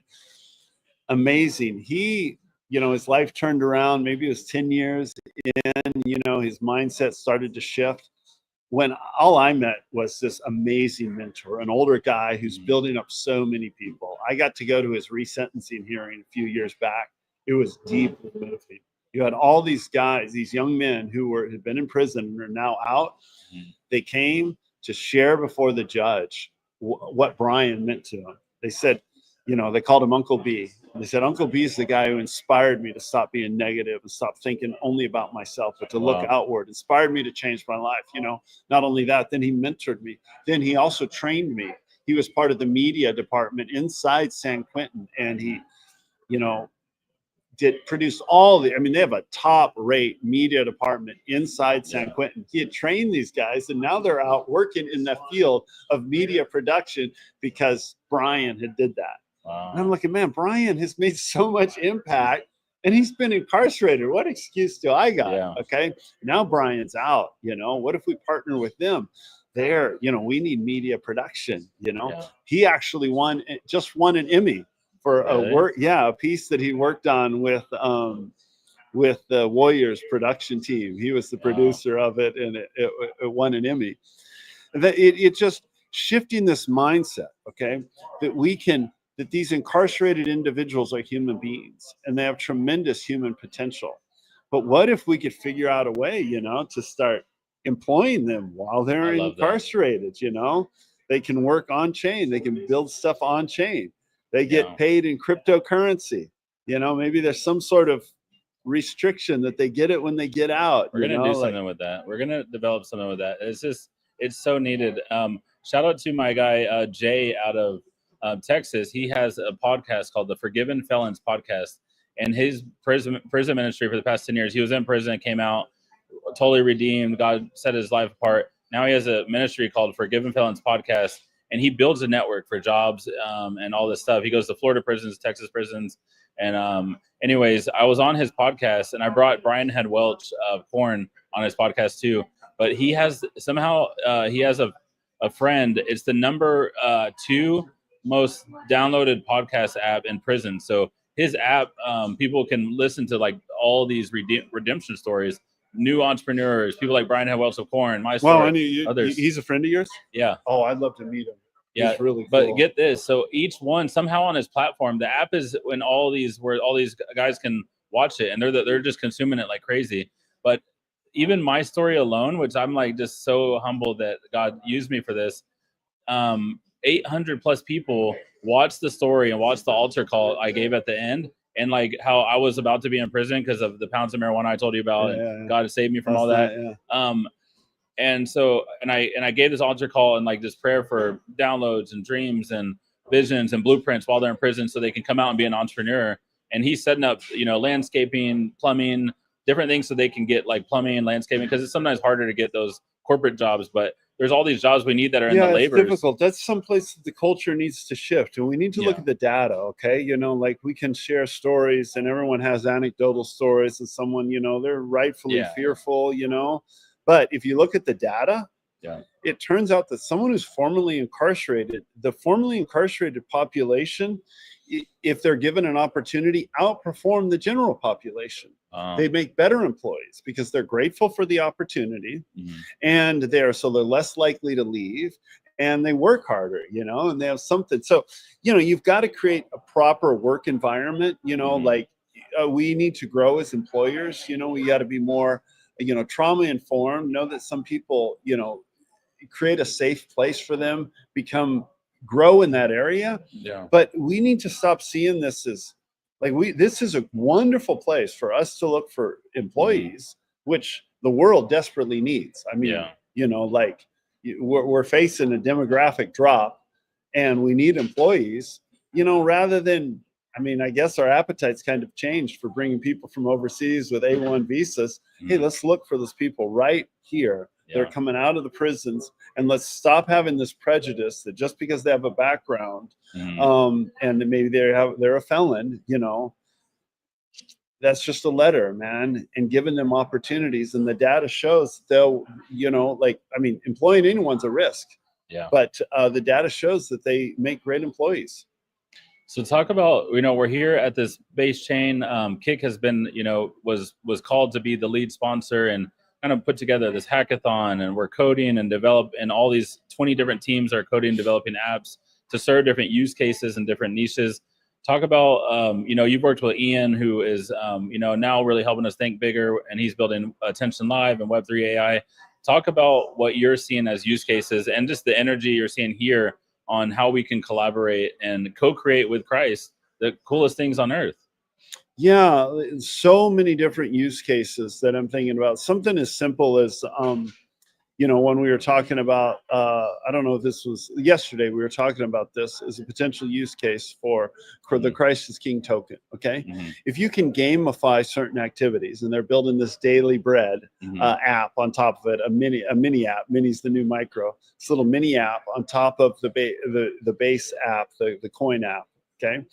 And it'll incentivize certain behaviors. It'll gamify things. But imagine if we partnered with like a friend of mine who's invented this thing called Thesbar. So Thesbar is a nutritional bar, but specifically designed for the homeless. Because if you're homeless, malnutrition's a big issue. Okay. Yeah. And usually if they do get calories, they're not very healthy calories. And so if you're, compounded with all your other issues, you then have malnutrition, and this can lead to all these different things. Okay. Yeah. He made a bar that now, I can buy. I have a bunch of them. Okay.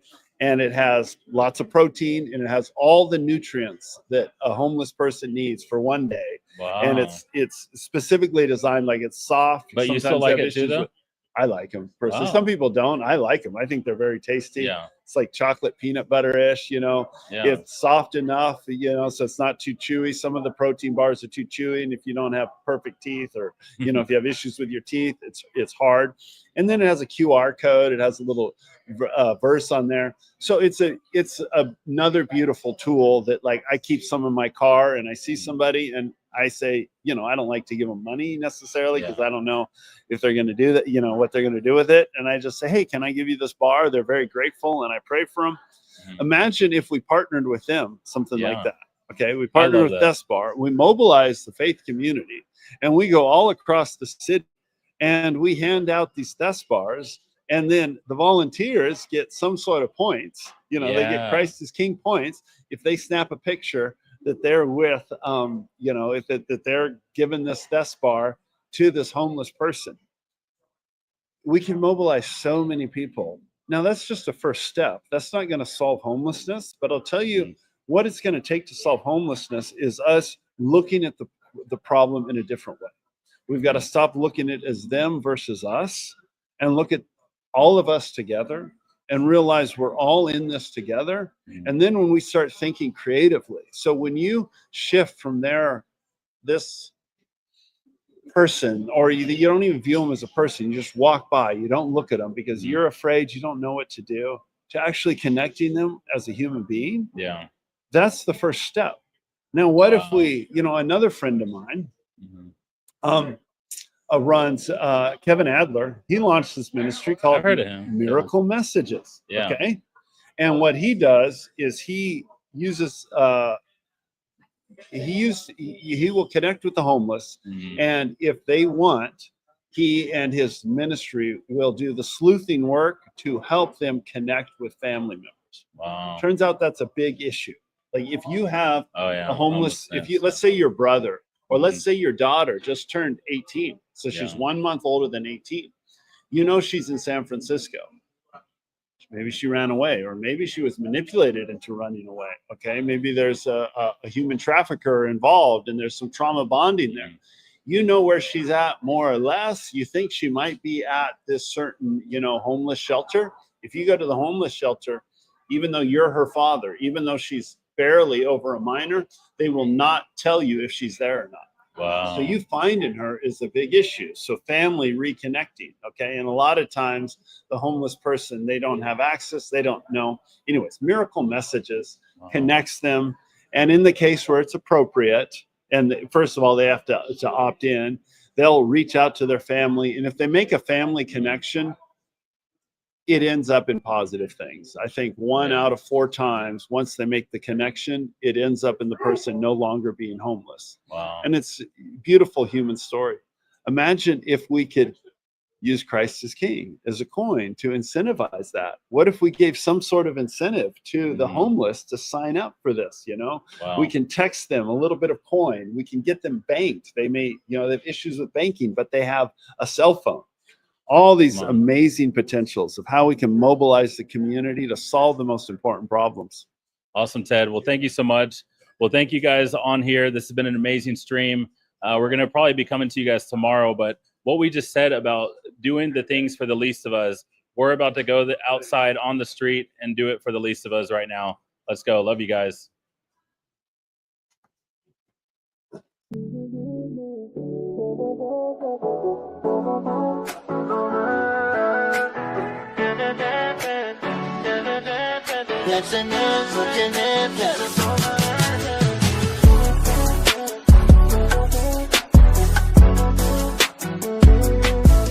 Grateful to be here. I feel such a contentment, and just seeing people interacting with each other, and I feel like I belong. That's what my soul was telling me, and this is like what I was born.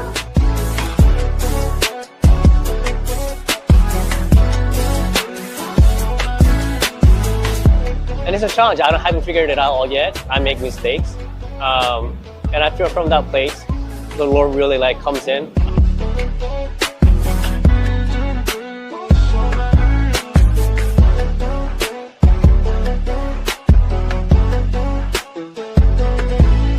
Then we're gonna find out if they believe Christ is King. Oh yeah. What do you think? I think this is brilliant. Should we do this? Let's go, Glory. All right, let's go.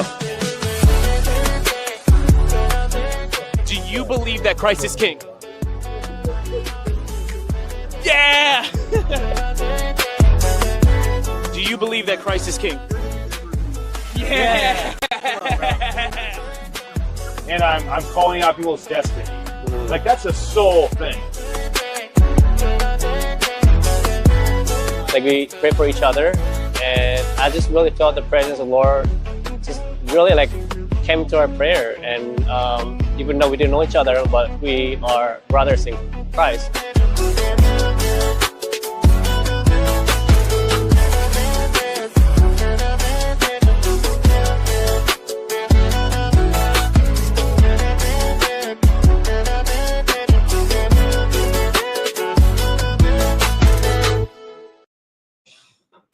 And we are live. Christ is King, Kick Movement. You can follow us on all the socials. This is a live stream right now on all of our platforms, Facebook, Instagram, X, and there's a couple more that we have. But we are here at the OnChain Summit in San Francisco. And I gotta say, Brandon Bergerson, the man. What is up, my brother? It's West Hill with Brandon Bergerson, and Brandon is co-founder and co-CEO of Christ is King. More than a meme, it's a movement to bring the church on chain. And I want you to tell people, what is the chain? Like, what is that? When we say that, let's demystify that a little bit. When we say bring church on chain, what is the chain?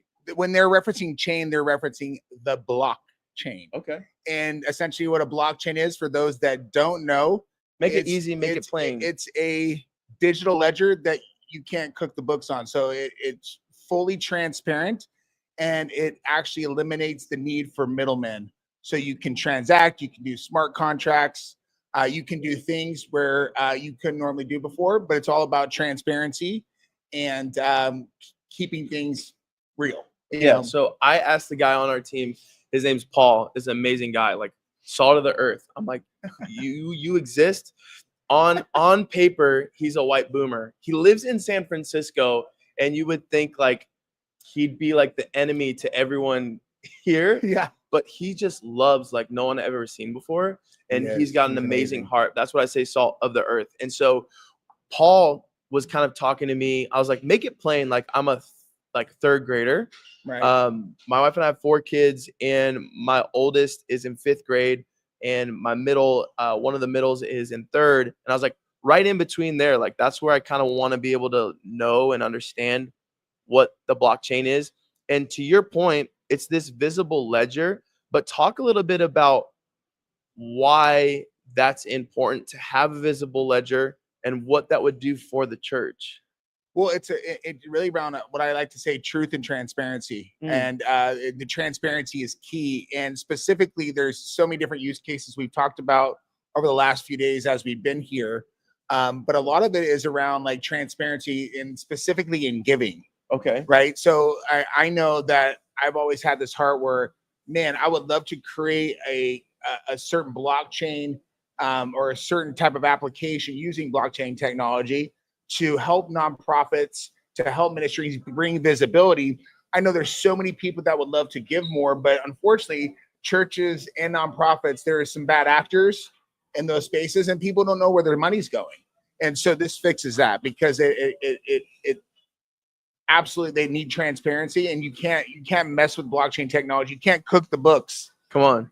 So and you see where the money is going, you see the wallets it goes to, and that you can't mess with that. So it's important for transparency with giving, and also it brings accountability, real-time auditing kind of aspects to it, where if I'm giving to a nonprofit and that nonprofit says that they're distributing those funds to other people in need, and boots on the ground ministries or whatever they are in other countries, I want to know the money's actually going to what I donated it for. Yeah. So for me, I had never been involved in the blockchain prior to this. And so when I talked about Paul and referenced him a little bit earlier, the salt of the earth guy, he has been involved in a lot of things, but one thing that stood out in particular was his background with security and his ability to be in this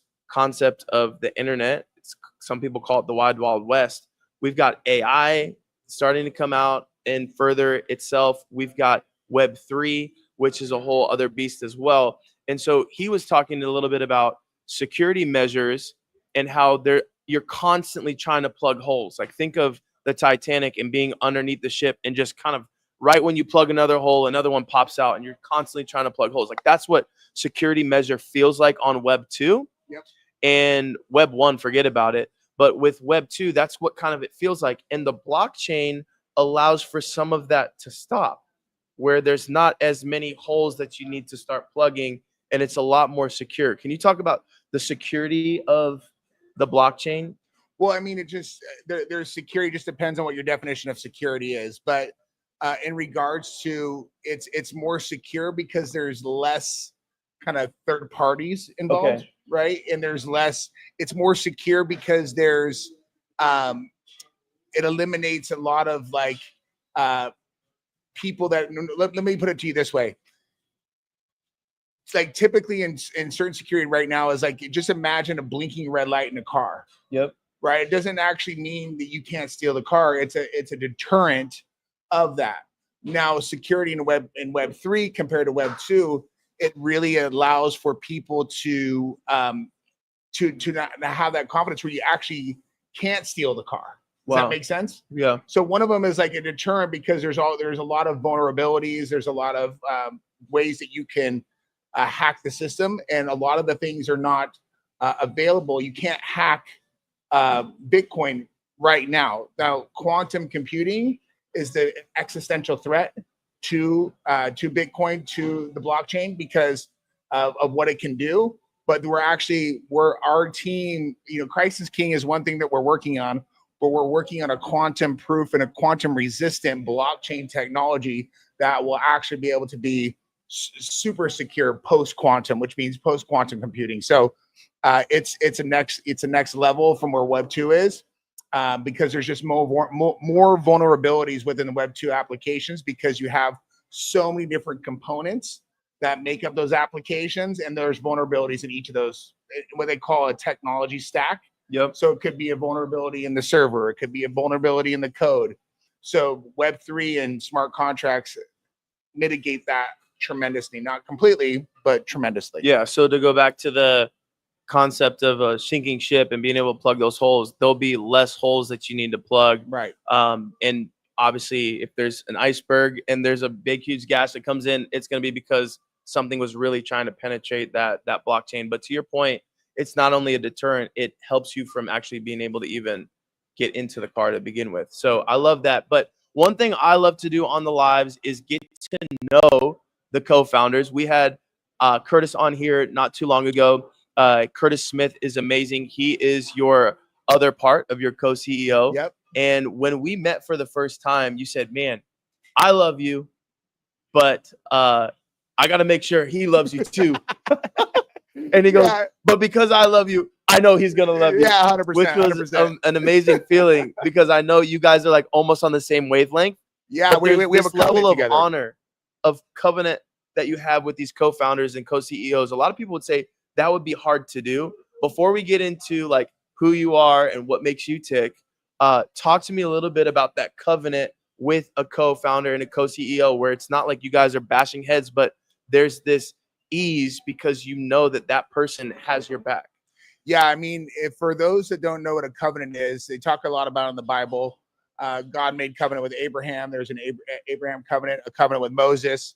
But in kind of our Abrahamic covenant, Mosaic covenant, yeah. So there's a lot of covenants, which means marriage is a covenant. Marriage is the modern day, is the way that people can attribute or associate with modern day, and it's an unbreakable contract. What back in the day, back in the day of the Israelites, what had happened is two tribes would come together, and they would make a covenant for life. Right? They would help defend each other, so it actually strengthened. And what they do is a little bit gory, but they would slice an animal in half, and then they would walk in blood in a figure eight. And so that covenant was an unbreakable contract. You couldn't break that contract. Infinity, yeah. Yeah. And so, now what we call a covenant, it's really important. I have a covenant with two people, and you take them very seriously. Like marriage is a covenant, and that's why it's supposed to be unbreakable. But unfortunately, I mean, I've had 2 divorces, and that was not great, and those were unfortunate. But it's, those things people can break those covenants, but when you make them, I take them very seriously. And with Curtis specifically, we made a covenant. We started our ministry back in 2024, January 2024. We did and if you're watching this live, this is August 21st, 2025. So if we recirculate this on YouTube, that's what I wanted to let you guys know, just to timestamp it. So this was a year ago. Yeah, a year and a half ago we started, we felt that we needed to do a 40-day fast, so we did a 40-day water fast together. I just got done with a 3-day water fast. I couldn't imagine doing 10x that plus some, and we not only that, we did an hour of covenant prayer, which a bunch of us in our leadership team committed to praying for 1 hour a day, specifically at the same time, starting at the same time and ending at the same time, 8 a.m. to 9 a.m. Pacific Standard Time, all across the nation and world. And so there's a bunch of us. And so that's how we started our ministry. And we consecrated ourselves before the Lord. And I really believe that was a huge thing. And during that time, we went down to Pirates Cove in Newport Beach, which a lot of you know if you watched the Jesus Revolution. That's where they baptized a lot of people. Baptized California is doing a lot of stuff out of there. So we made a covenant on video that we were going to utilize our gifts, our God-given gifts, and lay everything down at the foot of the cross and make a covenant to build for him. And no matter what the world threw at us, we were not going to deviate from each other, and we were always going to have each other's back. It wasn't just me and him. It was our families were making a covenant together. And I can't tell you, man, that was one of the most important moments. There's defining moments in our lives that we go back to that we're like, wow, that things have dramatically changed with that. And right before that, August 24th of 2023, and you guys can check out my Instagram. Back then when I posted, I made a covenant before the Lord. I go, Lord, I was done. Nothing was working. And I was, force majeure, acts of God, which basically like nothing was no matter what happened. And this is 2 years ago. This is 2 years ago. And I made a covenant before the Lord, and I said, Lord, and I made a declaration even on social media, just because I wanted to have a stamp, that I'm going to give all my businesses, all my technology, all my gifts, everything, and I'm going to work for you. And there's no plan B. And ever since I did that, things changed. And then the covenant with Curtis happened. And then a covenant with my brother, Aaron, when I started ministry school happened, and now I see what we're building. This organization that's the people at the top in leadership are gonna have to make a covenant because there's so many things that are gonna be thrown at us, and deceit and deception and all these different things that are the enemy is gonna try to throw at us because the mission that we're on, and the covenant is what actually it keeps you, because God will honor that covenant and he'll honor you keeping that. Come on, I love that. And so Brandon, the first time I met, like I said, he's like, I love you, man, but Curtis has to love you too. And sure enough, I came down here and was able to meet. But this team has changed my life. Brandon has a gift of prophecy, and when he lays his hands on people, heaven is present. Wait, tell him real quick about the first time we met each other. First time we met each other, they need to know about this. We were in Las Vegas, and we were at Kingdom Summit with a bunch of Kingdom creators that were coming in town. That people that wanted to, do exactly what you talked about, and laying down your business off, giving it as an offering to the Lord, having a covenant, saying, "Lord, this is your business. You gave it to me, and I want to give it to you, and I want you to help me build it." And so we were at this event, and we were talking about fintech, and there was a couple different ways.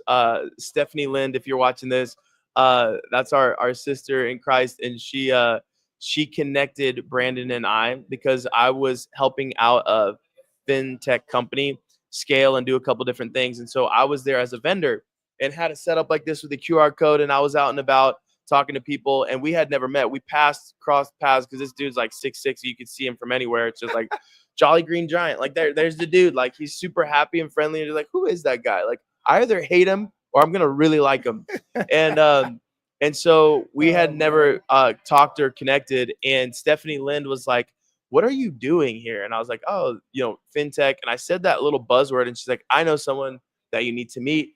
His name's Brandon. He's done a lot of things in the past, built amazing companies," which I want to tap into really quick because you want to hear this backstory, because he had to lay down a lot to surrender to the Lord for him to get to this position. And this is the floor of where God's going to take things. So This is an amazing place to be. But she's like, "You need to meet Brandon." And I was like, "Okay." So I literally go outside in Las Vegas. He's standing there, big dude. I like tap him on the back. He turns around. He's like, "What's up, bro?" He's like, "What's going on, bro?" "Hey, well, I'm Brandon." I'm like, "Hey, I'm West. I like the direction." And he goes, "Oh, cool, man." He's like, and Eric Skeldon is there, and Aaron Nimmo, also one of the guys that he's in covenant with, covenant partners. He goes, "Man, I think we're supposed to pray for you, man. Like, let us just pray for you. We're out here doing the Lord's work. We just felt like we were called to this event to just bring lay a ministry hands." team. Yeah, we were called to bring a ministry team out to Ryan Pineda And so to serve his tell event. him what happened. You're like, "All right, we're gonna give you a word. We're gonna lay hands on you." This guy, BSM, Bethel School of Supernatural Ministry, so BSSM. Not only do you attend, but so do your adult children, and it's amazing to see what God's done there. But this guy has the gift of the prophetic, and he lays his hands on me. You take it from here. Oh man, I mean, I know what I felt. You got to tell people what you felt. I just felt The like Lord. the presence, and I want to talk about presence. People don't know. I'm trying to simplify it and not be this woo-woo thing, but it's a physical presence. Come on. And that this is I just want to share my experience of what I've actually felt by giving everything to the Lord and going to ministry school and learning about the spiritual gifts, and because it's a key to unlocking things. And when the Lord said, "Go to this event," you're going to go and you're going to actually bring the prophetic. And we told this to Ryan Pineda. We invited him up to Bethel. He went to the prophetic conference, and I felt that God was saying that you're going to be able to minister to kings by unleashing the prophetic in a way that they've never felt. And their logical brains, as these high performers, are going to see something, and it's going to unlock something. So it happened with you. It happened with the founder of Pray.com and so many other people that were there. Potter. Cap Chatfield, we laid hands and prophesied over him. And whatever the Lord did is just unlocked something very special. And when I remember laying my hands on you, even Aaron, he's heard me give probably hundreds of prophetic words, especially in school. It's like daily. And he's like, dude, that was the craziest one you've ever given. I was I don't know, like it's all the Lord, right? It was so good. So nailing them. I grew up AG. So just so you know my background story, I grew up AG. So that's Assemblies of God. And they're big in, the gifts of the Spirit, speaking in tongues, laying on hands, healings, all that. So I was baby Jesus in the Christmas play. And the church put on this huge Christmas play. Not saying I'm Jesus or worthy of that call. It's just they needed a baby, and I was born in November, and so December's coming around. They're like, "Here's this 2.5, 3-week-old. Let's put him in the manger." So, the little Simba moment where Joseph raises me up, and the angel comes down from the sky and kisses me on the head and goes back up. So it's a large production. I know some people are like, "Hey, you should tax the churches because that sounds like expensive." Well, it is what it is. It was expensive. And if they pay that much money for one person to come to Christ, that's a sacrifice they're willing to take. But I say that to say this. I grew up in the local church. I found my wife in the local church. I backslid before I found my wife from the local church. But all of my main moments have been in the local church. It's what God is building. The gates of hell will not prevail against it. And until he comes again, there's something he wants to do in the local church. And the church is not just in the four walls and the confines of a building. It's the body of the Christ. We are. Yes. You are. And everyone is the church. Be connected to the body. Be connected to a local church. Serve the local church. Give and tithe. It's about the gathering. It's the gathering of the ecclesia. So we gather together. I have never experienced the Lord like that moment. Ooh. When you laid hands on me, something shifted. Like you put your hands on me. I think you even actually. Normally, when you lay hands on someone, you're thinking that they're going to fall out. He lays hands on me and he gets blasted back. It was literally like the presence of the Lord, just like physical. There's no acting here, guys. I'm coming to this event as well. And I'm like, Lord, here I am. Send me. I don't know what's next. But he told me, he goes, you are going to this event and you're going to be in a different city every week this summer. I was like, okay, Lord, I don't know what that looks like. But I know the first city you're calling me to is Sin City, where sin abounds, grace abounds much more. I'm going to go to Las Vegas, and I'm going to be light there. And I don't know, but I know you're going to have me meet someone that is going to get me to the next city that I'm supposed to go to.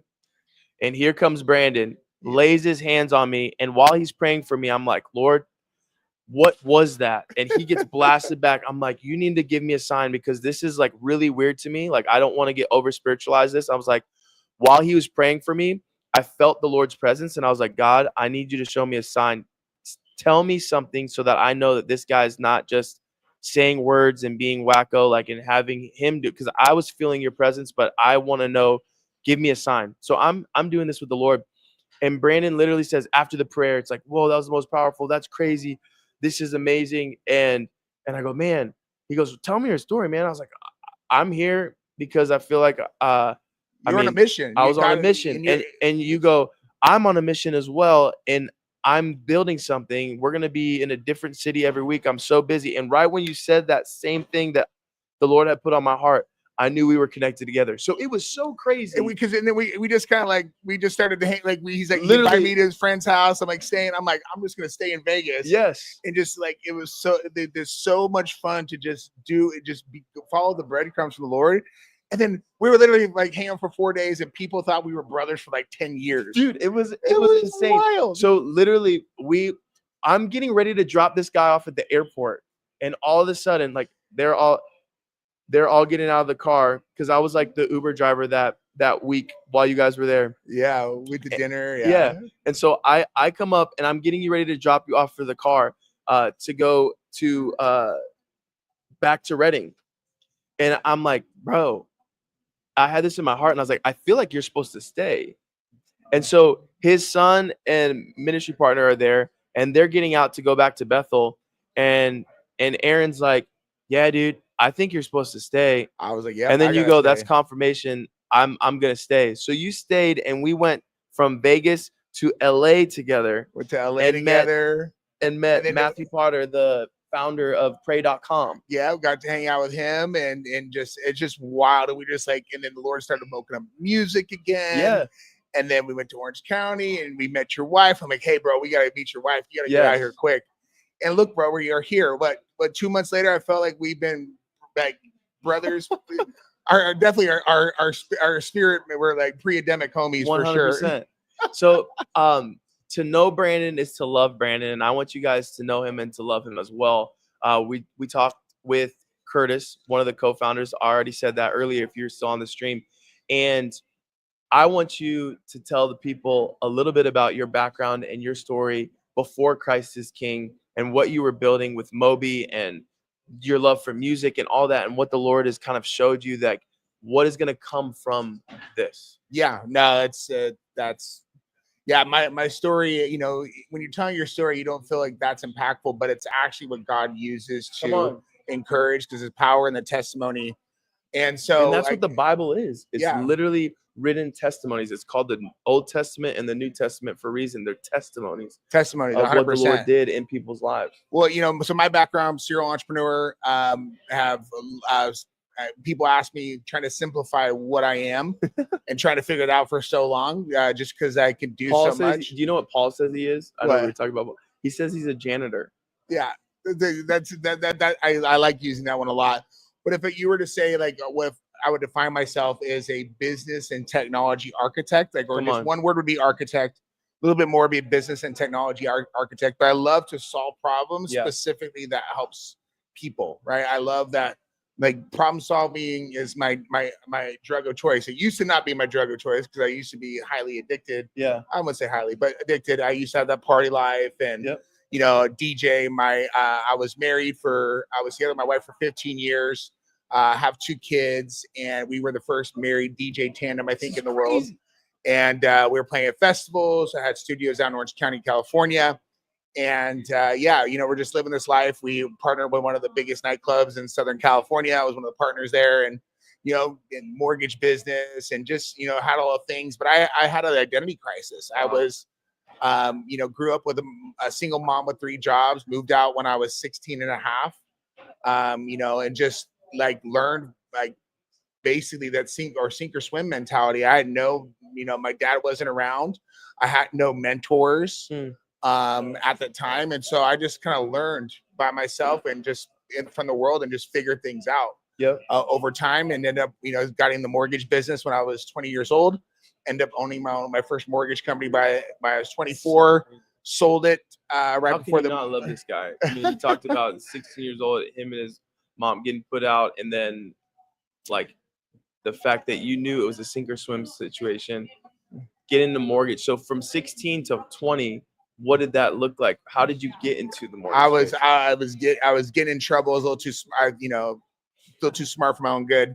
Won't get into details there, but yeah, just kind of like a little bit of a lost soul, just trying to figure myself out. You know, I knew that I was super poor growing up, and I didn't want to end up like that. And you know, and so I realized early on that God was on my life, and so I turned my you know, mischievous ways around, and then got in the mortgage business and figured out, like, hey, I can actually make some significant money, and didn't need to be a doctor or a lawyer to do it. And so did that, and had my first exit then, and got out of that, sold my interests.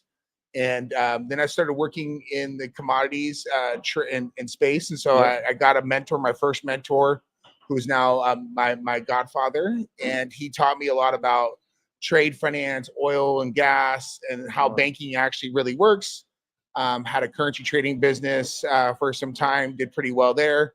Yeah, and just got a lot of experience in business. And Christ is King. I mean, just the redemption of a thing, to take it back into its rightful order, get out of usury, get out of all this interest and all the things that cause debt. And it's crazy too. Well, my passion's always been music, so I got back in the mortgage business in about 2012. Did very well, and then my dream was always to be in music, you know, because that was my passion. And so we opened up a studio in Orange County, into, you know, to follow this dream. Considerable amount of cash now with selling your mortgage business, being able to tap into now your passions and providing financially for your family through different means. You're not strapped financially. No, you've made it. You're in a different zip code. Yeah, I was living in Newport Beach, you know, at the time, and, you know, and just all those things, chasing after money, chasing after this thing of performance and needing to be something and having the beautiful wife and the big house with all the nice cars. It was this whole this thing that I was taught, and which I had to go through a season over the last 3 years of deconstructing everything just so I could be. And it was so hard for the rich young ruler to be able to lay all that stuff down. So instead of you being told to lay it down, it was almost like a forced hand. A forced hand, because he was giving me some warnings and he giving me some things I wasn't listening. And I'm so grateful because I went through, so to bring it back a little bit, I was the music side was great, but then how I got into blockchain technology and how we even got here was I created a platform called Pangea Music, which was a social platform that allowed for crowdsourcing and allowed for independent artists to use this kind of social network similar to Facebook, for independent artists to go and put their content on and actually crowdsource and crowdfund to be able to do this, where they can actually make a real living in the music business. And what I equivalent a real living to is like $4,000 to $5,000 per year, but there's 85% of the world at the time was independent artists. And what I realized, you're talking about $4,000 to $5,000 a month, $4,000 to $5,000 a month, yeah. Okay. And so at the time, it was 85% of the artists were independent artists, and and music was such a passion and love. And so I'm like, all right, well, I'm gonna go after this.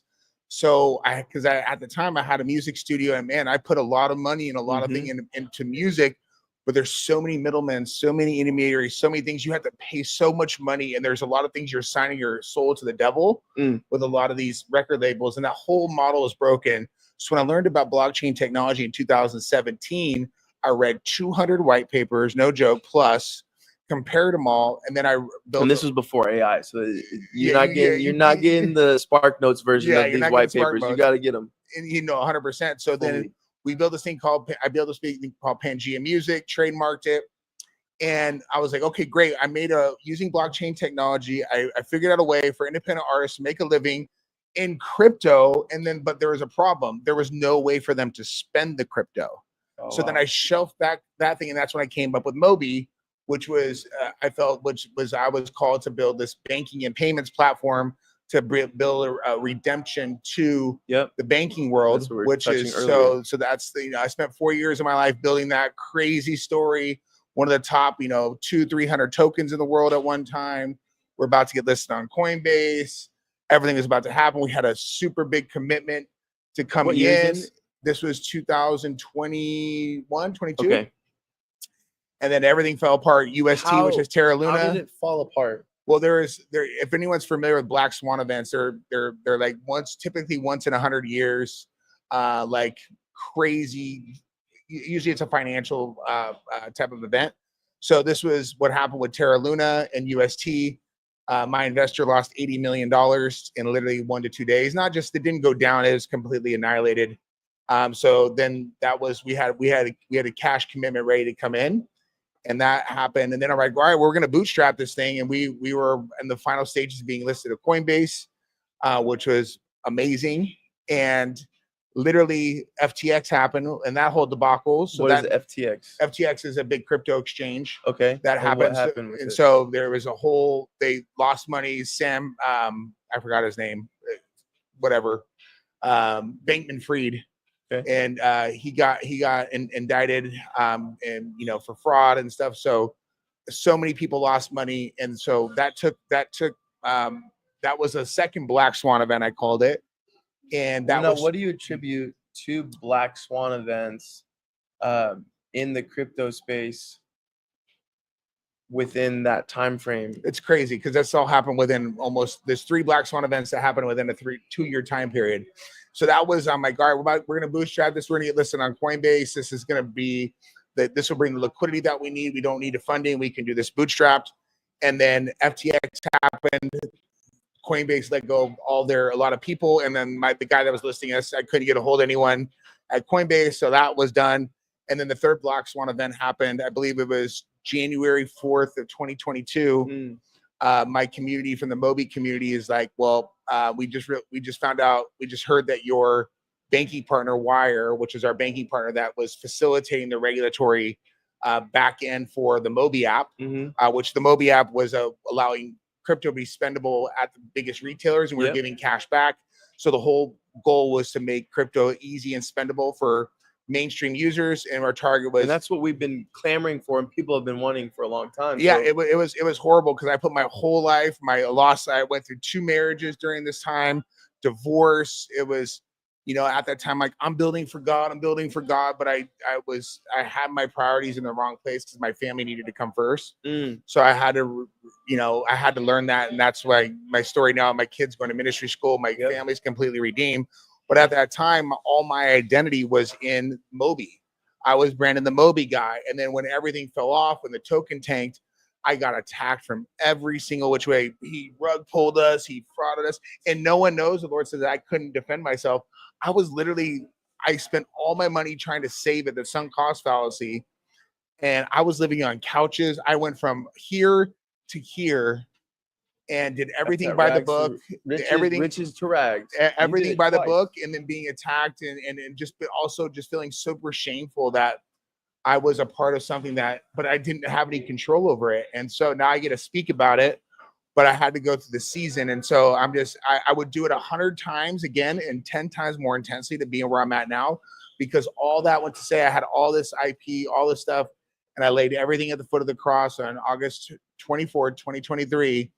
And now the Lord's rebuilding it. It's like, yeah, before you're trying to do this and going the normal way of equity. Yeah, I was going to say, what makes this different? Because it's completely the Lord's, and He's in control. We gave away equity, so there's no control. There's none of these kind of hooks that are in the current system.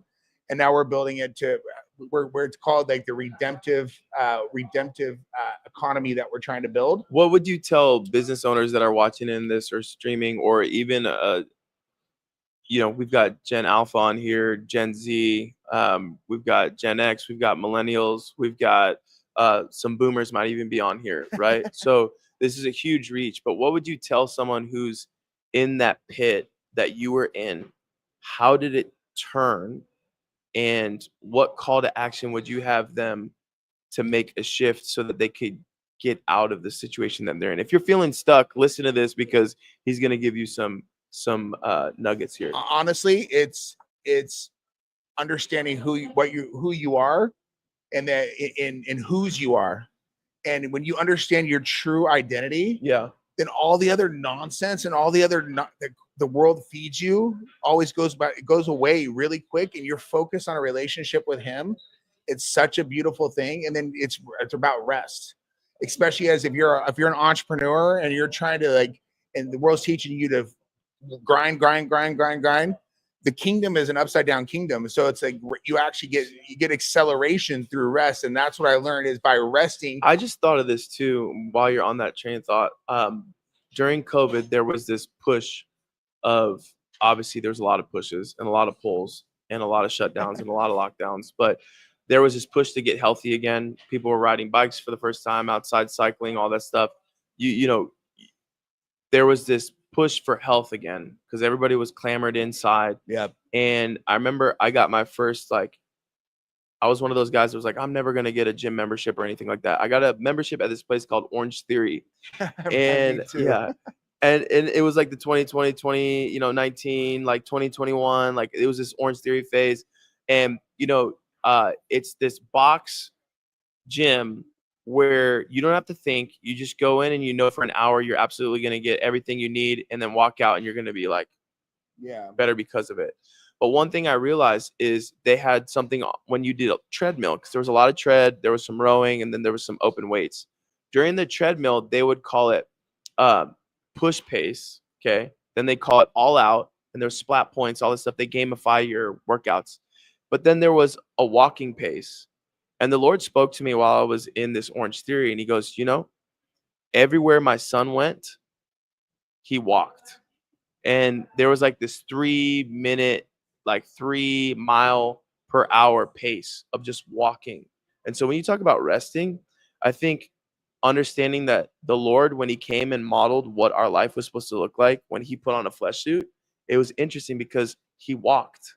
And so maybe just let people know what that can look like for them to rest, and we'll wrap up. Well, I mean, it's a good question.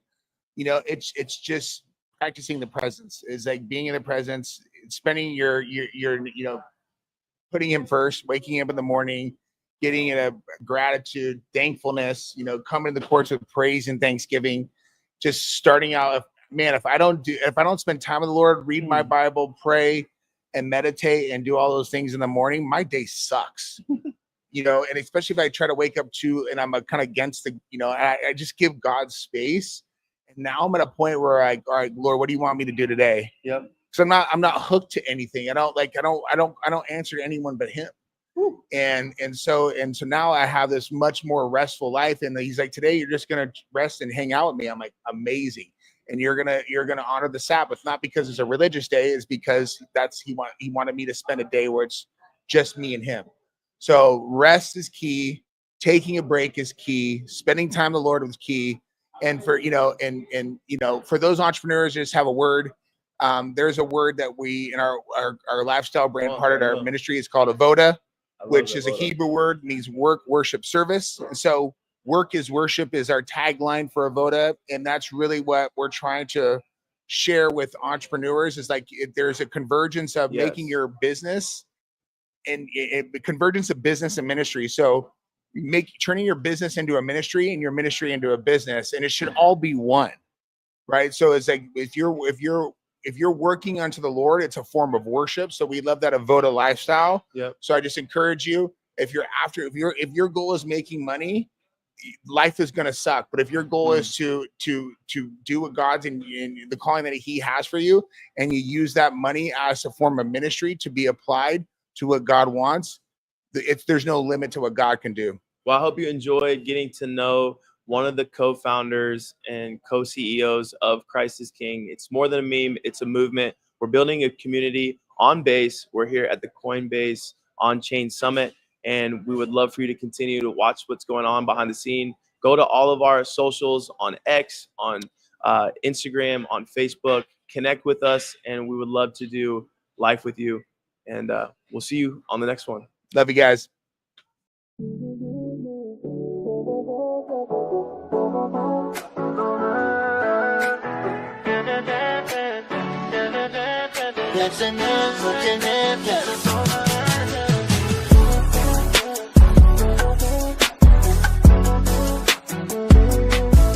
Grateful to be here. I feel such a contentment, and just seeing people interacting with each other, and I feel like I belong. That's what my soul was telling me, and this is like what I was born.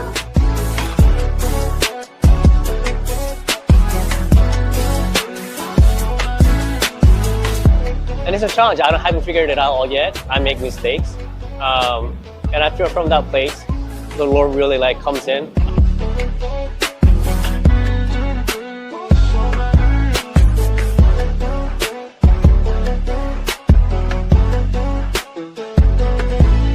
And then we're going to find out if they believe Christ is King. Oh, yeah. What do you think? I think this is brilliant. Should we do this? Let's go, glory. All right, let's go. Do you believe that Christ is King? Yeah! Do you believe that Christ is King? Yeah! And I'm calling out people's destiny. Like, that's a soul thing.